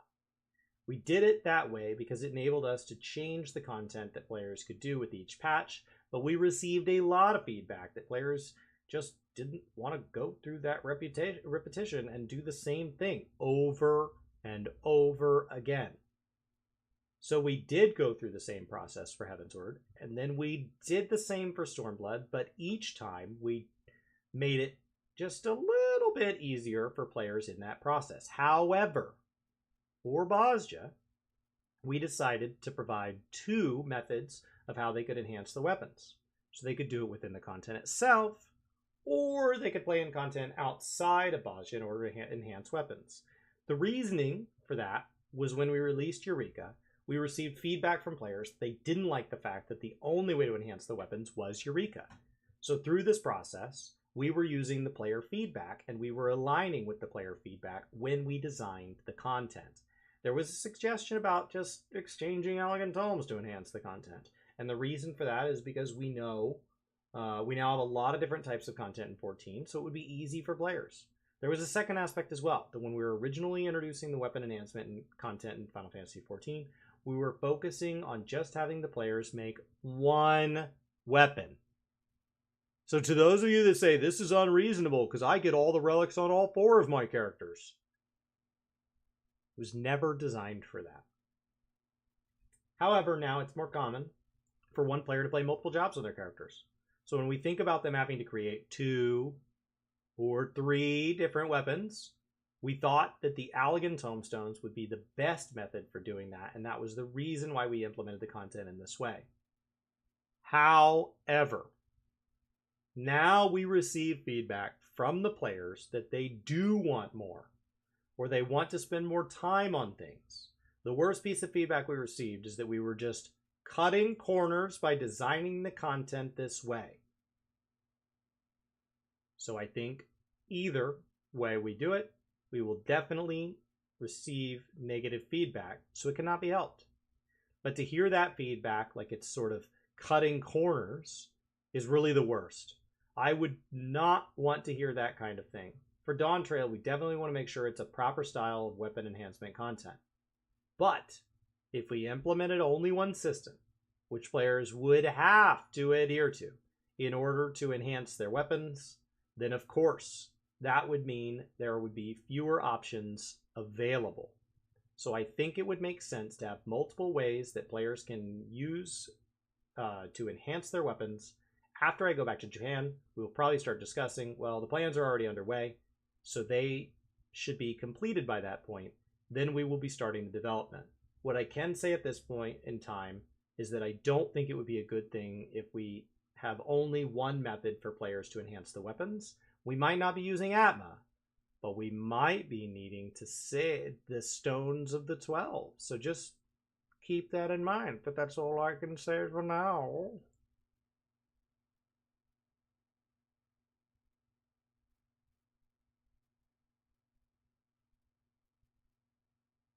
All right. That was a nice little history of that. Summary of a lot of the previous answers. Very eloquent.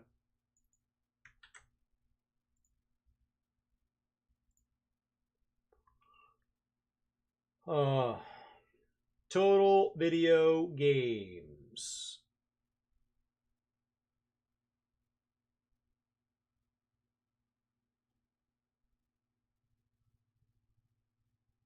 So,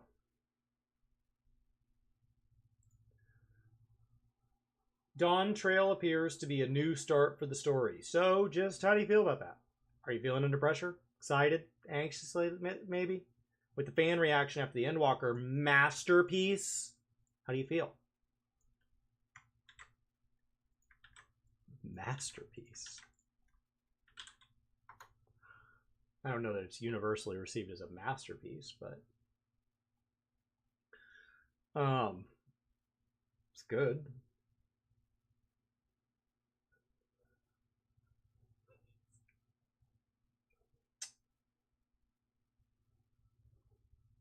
If you ask me if I feel any pressure at all, and I answer there was zero pressure, I would be lying. But I think in reality, I'm not feeling as much pressure as you might be imagining. The reason for that is when I compare it to what I went through back at the time of 1.0, when we went through really our launch, then we had to go through the process of releasing A Realm Reborn as our comeback, and compared to all the pressure of that, I don't think that for me, there's any other experience which amounts to equal amounts of pressure. You mentioned the success of Endwalker, and that makes me really happy to hear. I'm really proud of our team, but that success was all thanks to something we built up together with everyone. We climbed the mountain, we reached the peak, and then that was the point of climax. And we all kind of toppled the dominoes together for that climax. Oh my. So, of course, everyone was really hyped for Endwalker, and that led to that climax.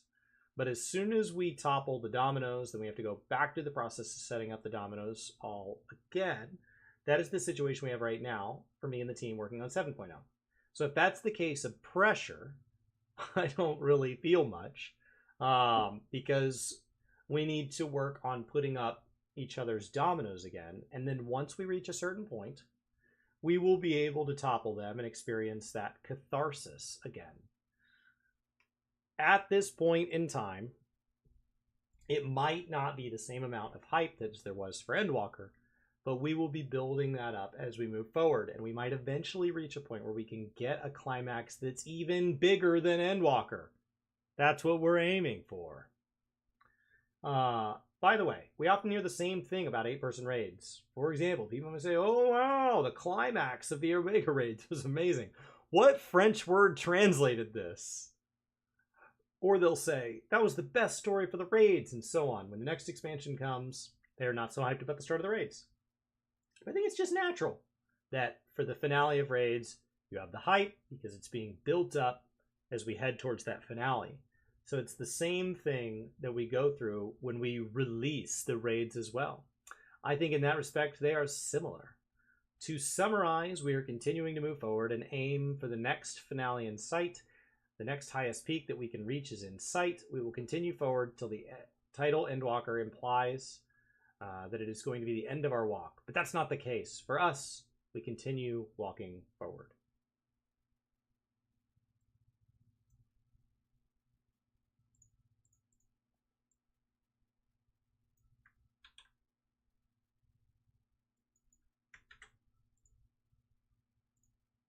$37. All right. How are we doing on interviews? I got 2 more writtens that he's already found.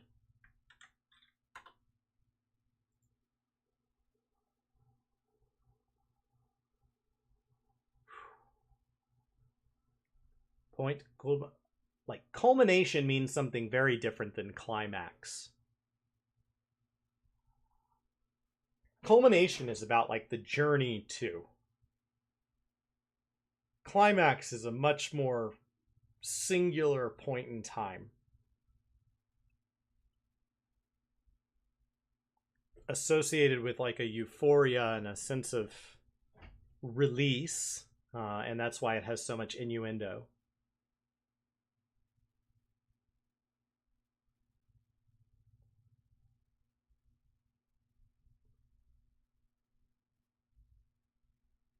So that's all right.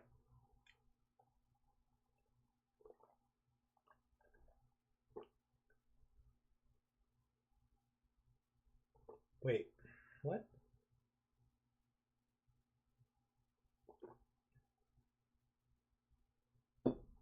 During an interview with Yoshi P, when asked about whether the team has any desire to officially sanction the raid race,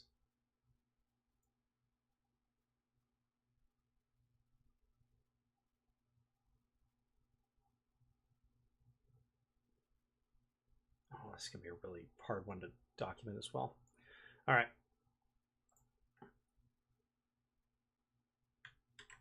And I can tell you this is...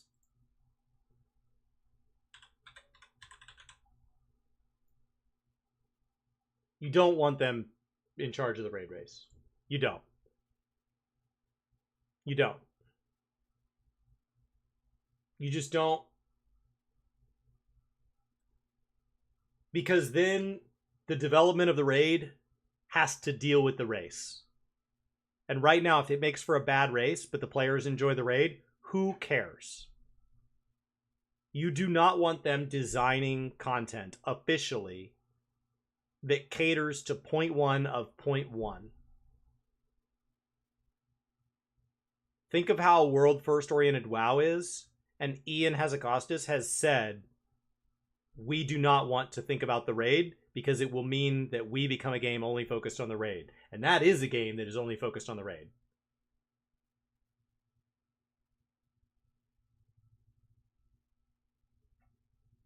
So you don't want that for 14. All right.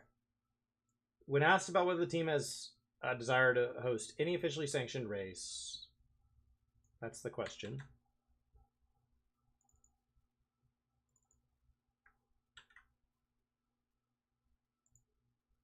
Yoshi P expressed a great desire to conduct a raid race, especially to clamp down on the use of cheats during the world first progression. However, it was also expressed that during that desire, the team isn't entirely sure how to best let it happen, and that simply stating that they want to officially sanction a race isn't enough on its own to make it viable.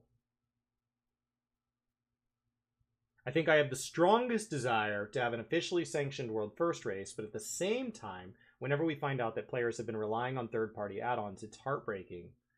So that begs the question, why don't we officially sanction a race so that we can shut out those activities that break our terms of service? However, no matter we analyze the problem, we can't find a solution to completely shut those tools out.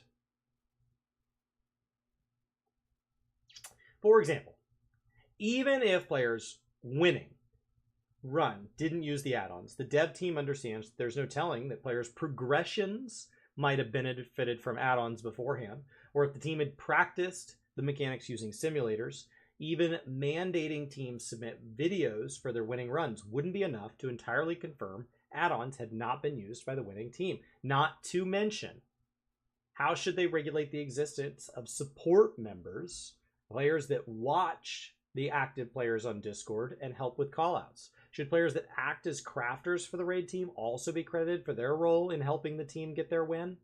There may be some teams that work together with a helper that is overseeing and calling out where to go next. So beyond the 8-person party, you've got a 9th person in the Discord channel observing what's going on.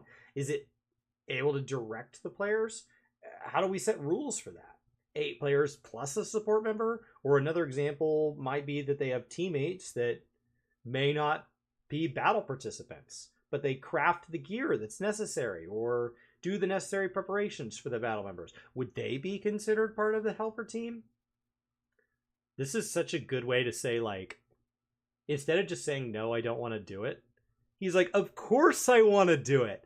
So here's all the problems. Super easy. You're going to help me solve this. And then just like slam, just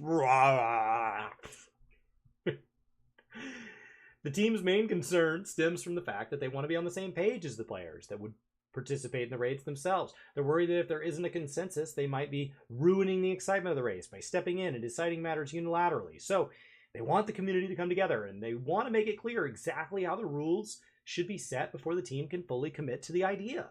I don't want to give up on the idea because it's exciting. So if there are any suggestions for how to regulate the race, how rules should be set up, we want to hear the feedback. The development team is also very interested in how people progress through these raids. We watch these streams on Twitch. We follow along. We understand that it's a very exciting event, so any feedback for how we could regulate this is greatly appreciated. As a raider, I'm encouraged that the team has thought about this subject. Don't care.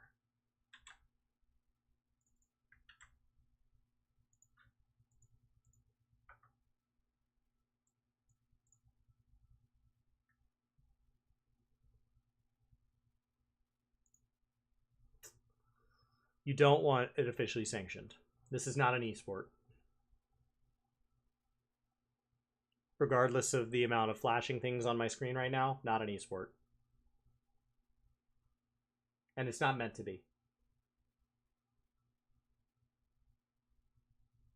It's a really fun event hosted by the community, and it needs to remain that way. Frosty has turned it into something phenomenally well run. And he's been very careful about it over the years. He was afraid of letting it grow because he wanted to keep it very charity focused, and it has a cost. And they've finally gotten to the point where they have enough partners that they can offset some of those costs. I mean, ideally, hosts and stuff are paid for their time. Those are people that, at the very least, could be streaming on their own stream and making money. So, you know, while it's great that it supports a great cause, there are people who put very real effort into the art and the assets and lining everything up and being on the screen and being behind the scenes and all that. And all of that has been handled wonderfully within the 14 community. And I understand it's not necessarily perfect, and we can try to point at some dramatic moment or whatever, but it's amazing what Frosty has done. Frosty and friends. And that's honestly the best it could be. So, and I think calling out streaming teams versus saying people that submit a video but don't stream, that there needs to be a delineation there. If the non-streaming team comes out first, is fair, because if you're not going to participate in the event, winning the event's kind of weird, because like there's a huge advantage in the problem-solving style of rating that 14 has to not sharing your progress. So if you're not going to share, but doesn't stop them from watching. So I don't know. I think they've done great. All right. That was a singular question.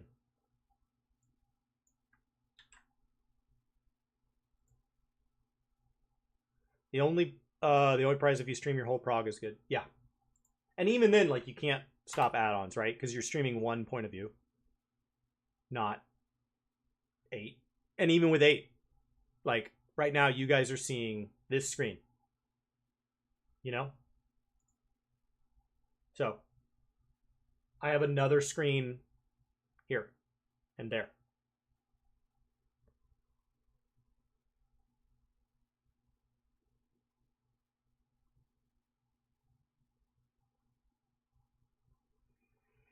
I don't think you need all 8. I think you just have to be live. But even if all 8 stream, you can't see all their monitors. You just have no enforcement. So the same person that streams it could be the only one in the group running add-ons. I recently spent time playing a preview build. See, it's something about opening an article with me. I just immediately, I cannot help but just, oh.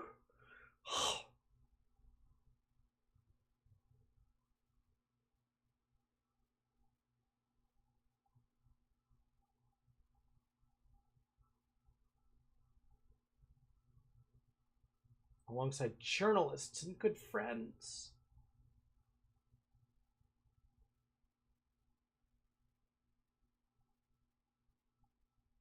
July 2nd. Why are you paying on July 2nd? Did they make this an image? Why can't I select this text?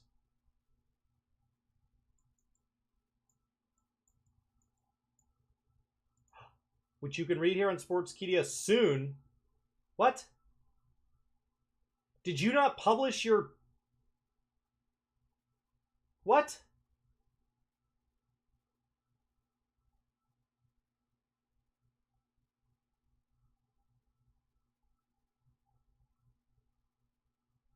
They didn't publish their interview?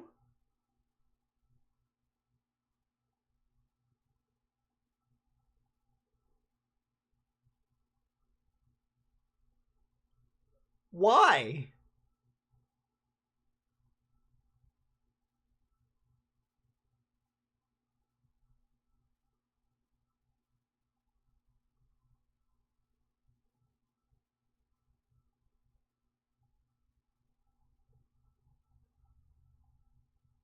They don't want to spoil it for the rest of us.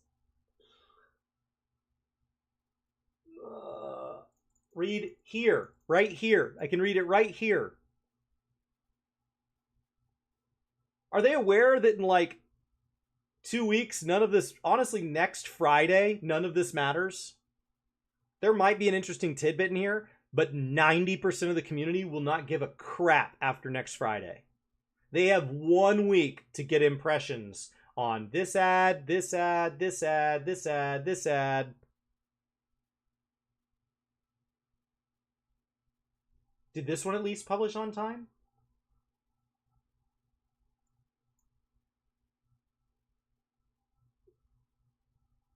When was that? Wouldn't it? Was it 5 a.m. this morning? Next Friday is a live letter.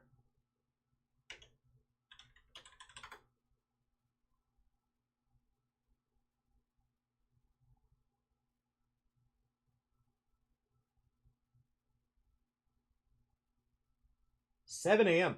Did they publish 2 hours after everybody else?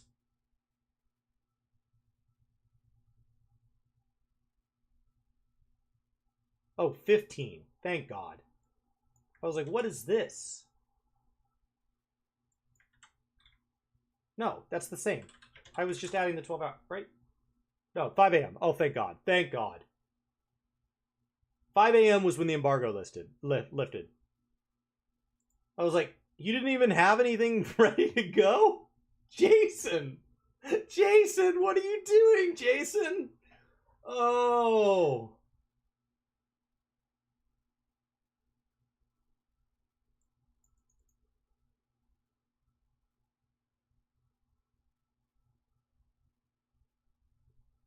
Jason. Jason, Jason, Jason.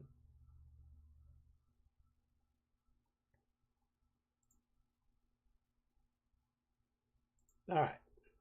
At least they published at the correct time. It's so many ads. It's so many ads. It's so many ads.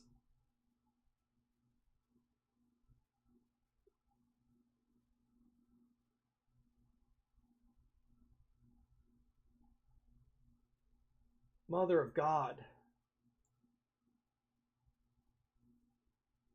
1, 2, 3, 4, 5, 6, 7, 8, 9, 10, 11, 12, 13, 14, 15, 16, 17, 19, 20, 21, 22, 23, 24, 25, 26, 27, 28, 29, 30, 31, 32, 33, 34, 35, 36, 37. 37 ads, and they didn't post the interview.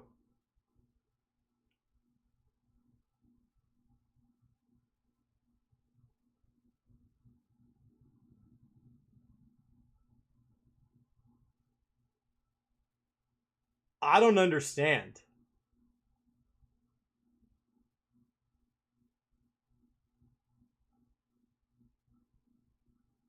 Because shouldn't it link to it?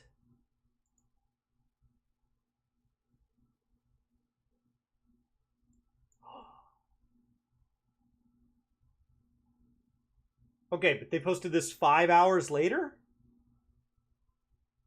Chasing. All right. So now we're going to scroll through the other 30 ads. I don't understand. And shouldn't it link?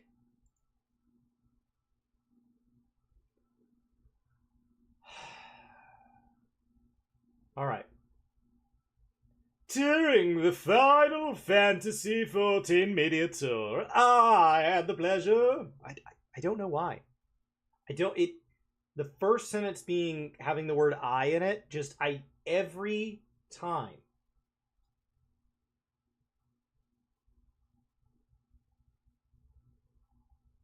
All right. Question 1.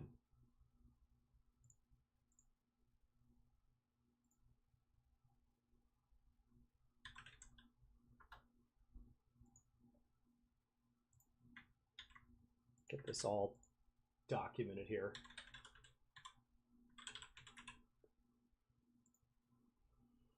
One of the big changes for me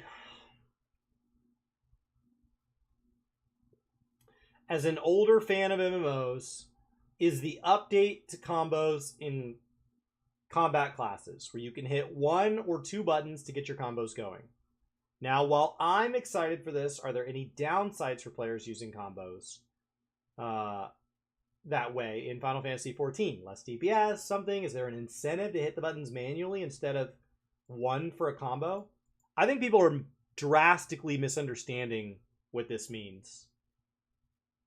I don't think we are going to log in and have WASD and then just the F button. Like, that's not what's happening here. They're trying to take buttons that go large lengths of time without usage and other buttons that go large lengths of time without usage and combine those so that we have room for more buttons.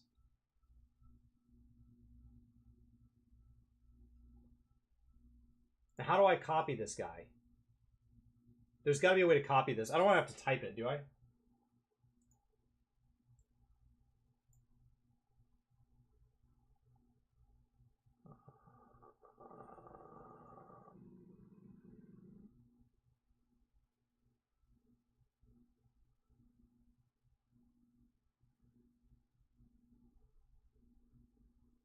Like, how do I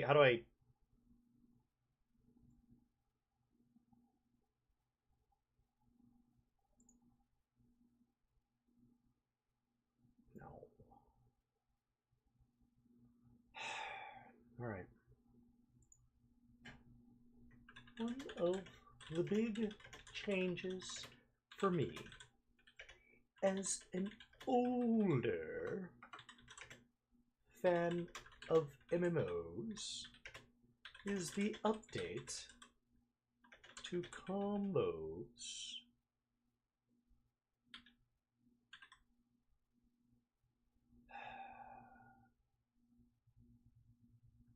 In combat classes, where you can hit 1 or 2 buttons to get your combos going. Now,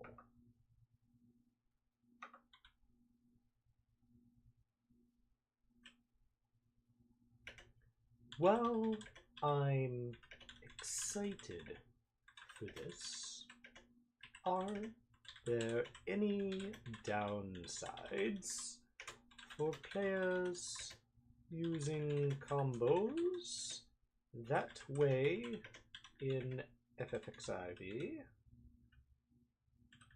Less DPS or something? Is there any incentive to hit the buttons manually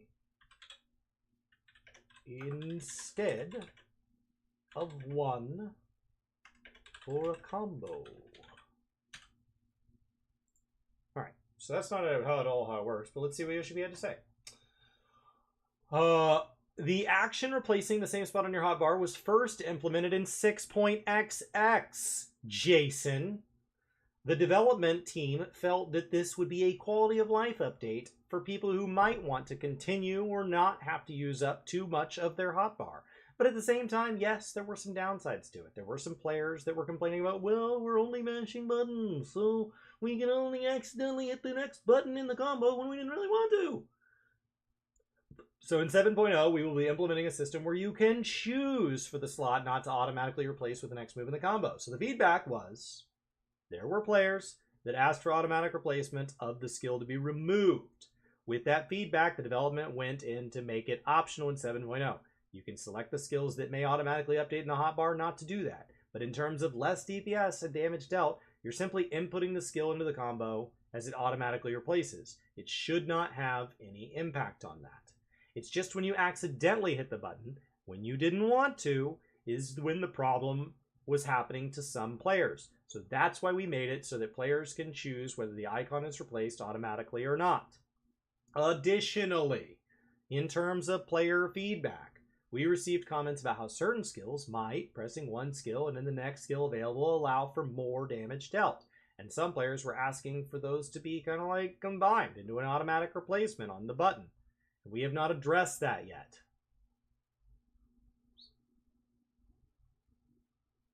So it's a non-issue. And now I have to type this.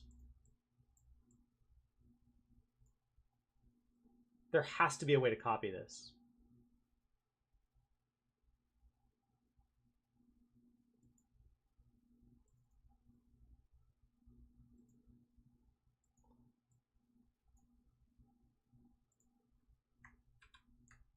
Jason, you suck.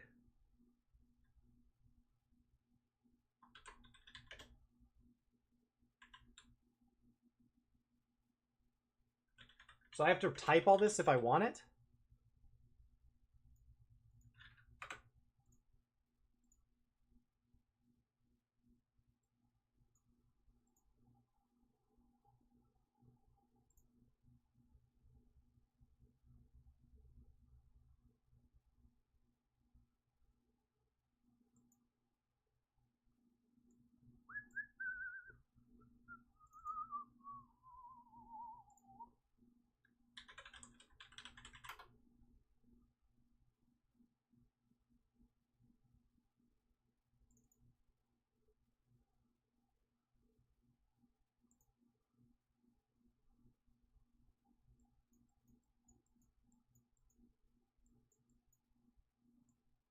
What?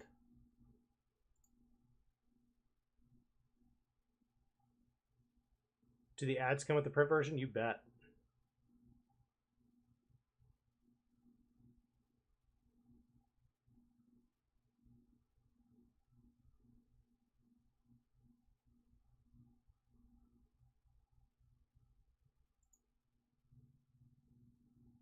Stand by. See how separated from the internet I can get with this thing. I'm opening it in Adobe.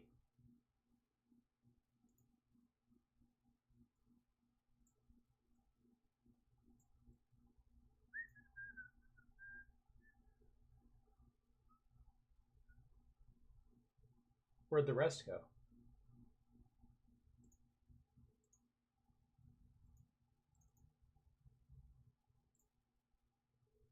All right, so there might be a way. I'll deal with it later. If I have to type it, I'll type it.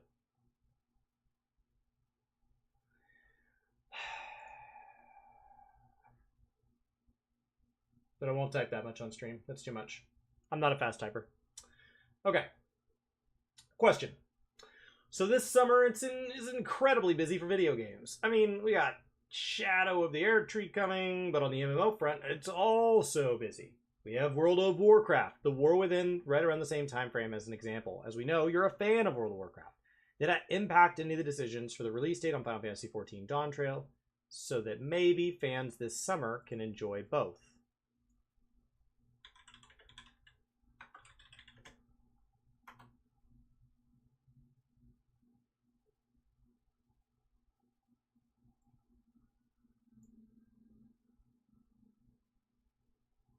Is War Within releasing this summer? I thought it was this fall.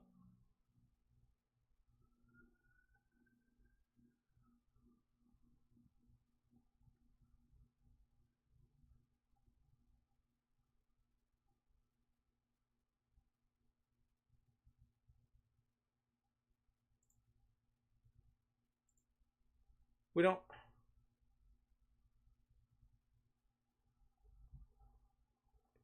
Okay. Jason, your article was not out on time. You could ask better questions. Okay. Yeah, betas now.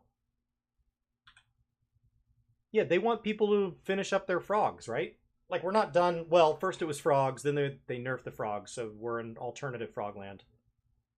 Mop Remix ends in August, which should coincide with pre-patch. Okay, so that's September. So is he saying that if this game releases in June, that we're not going to be done with it by the time we go through all of July and August and portions of September? Like, we'll have cleared Savage before. All right, weird example. I'm not going to type the whole thing. I'm just going to summarize it, and then we'll go deal with it. Not a fan of Jason. Okay. Do better, Jason. For sure. There are a lot of gamers within the development team. Yoshida himself is also an online gamer as well. So when we heard about the announcement for Elden Ring's new DLC coming out, we did discuss it. Yeah, it wouldn't be optimal for players for sure. So yeah, we did not. And so yeah, we did not make an accommodation, but an adjustment based on that announcement, only because they let their information out prior to what we were going to do. I can't imagine they moved anything more than a week, if it at all. I think it's nice gamer cred to say, look at that, they didn't fall on the same day. But this is a big boat, man.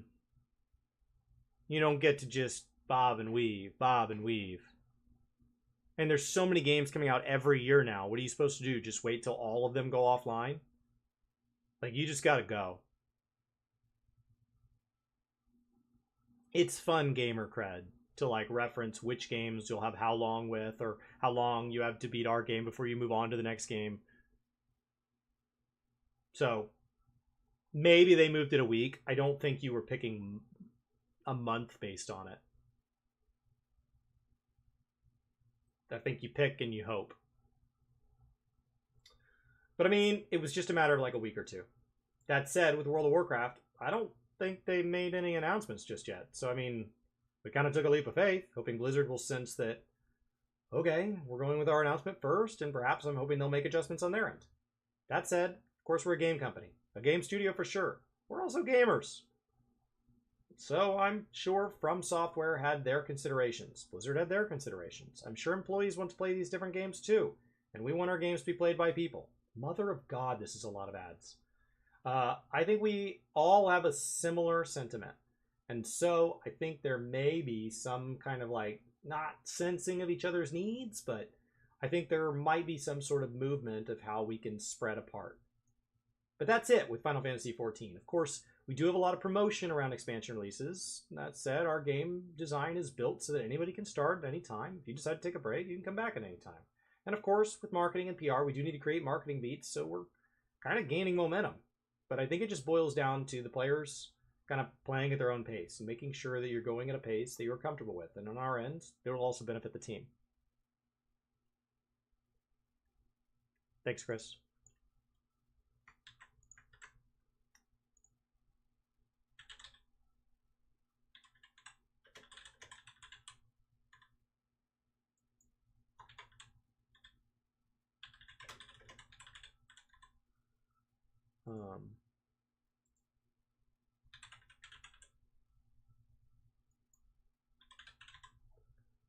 Okay.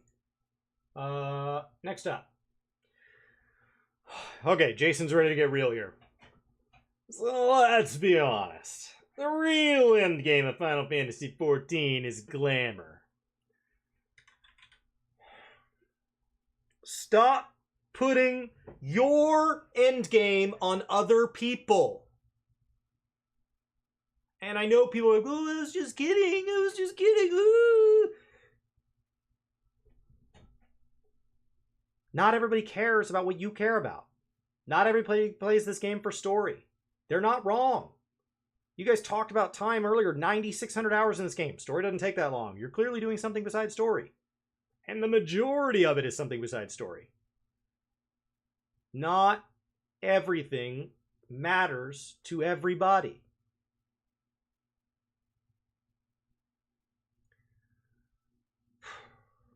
All right. With the Viper and Pictomancer coming to Final Fantasy XIV, I wanted to ask, will they be able to farm relic weapons and trial weapons from previous expansions?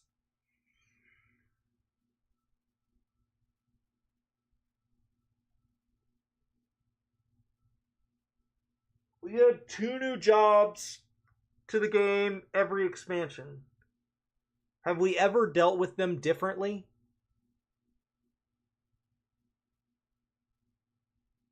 Every single job gets the same access to previous content, right?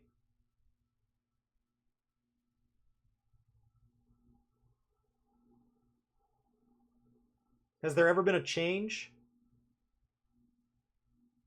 So this is going to get the same access to previous content that Sage got, and that Reaper got, and that Gunbreaker got, and Samurai, and everybody before it.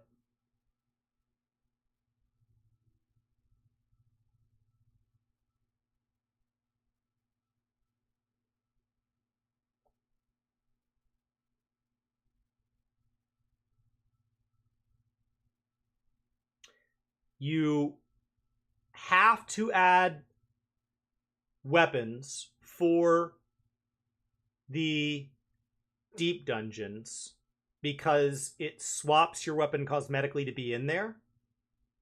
So it's a requirement.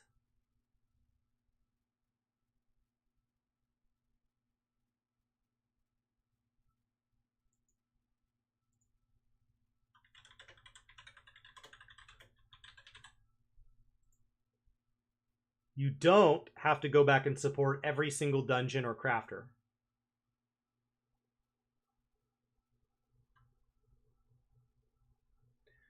All right.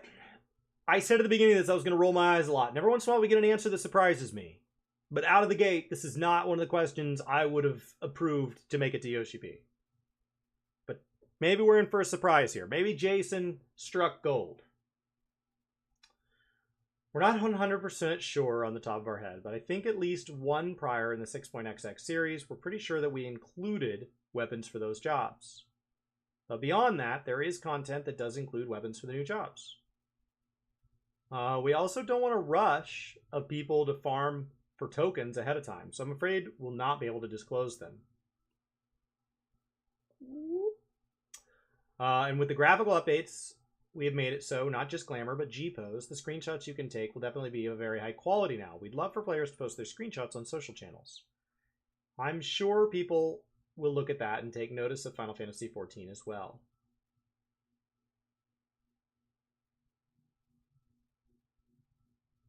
That's a big typo. Guys, early access is available in March. Ooh.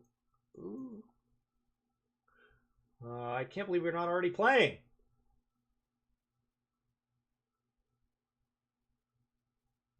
So.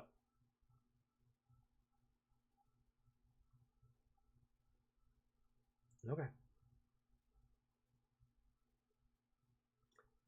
Picto will get Uwu weapons.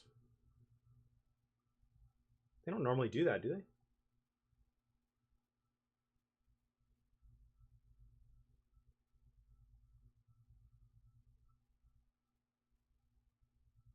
You just get tokens. Old ultimates are getting new weapons. That would be a shift. Historically, no. Historically, that's a wasted question. But when Haps asks, Yoshi listens.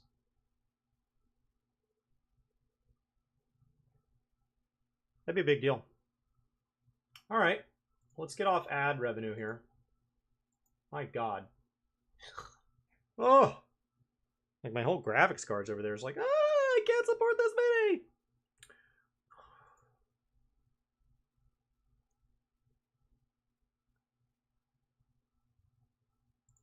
Okay. So that's all the written interviews that Chris found. I haven't seen any JP ones yet, so we probably need to go dig through Famitsu and some of the big JP outlets and see if we can grab a few more to get the written ones. But we got 40 questions on the books right there. And we haven't done the video ones yet. So assuming we had exclusive interviews with, you know, at least the bigger creators maybe got exclusives. Jesse and Haps and, you know, a couple of questions there.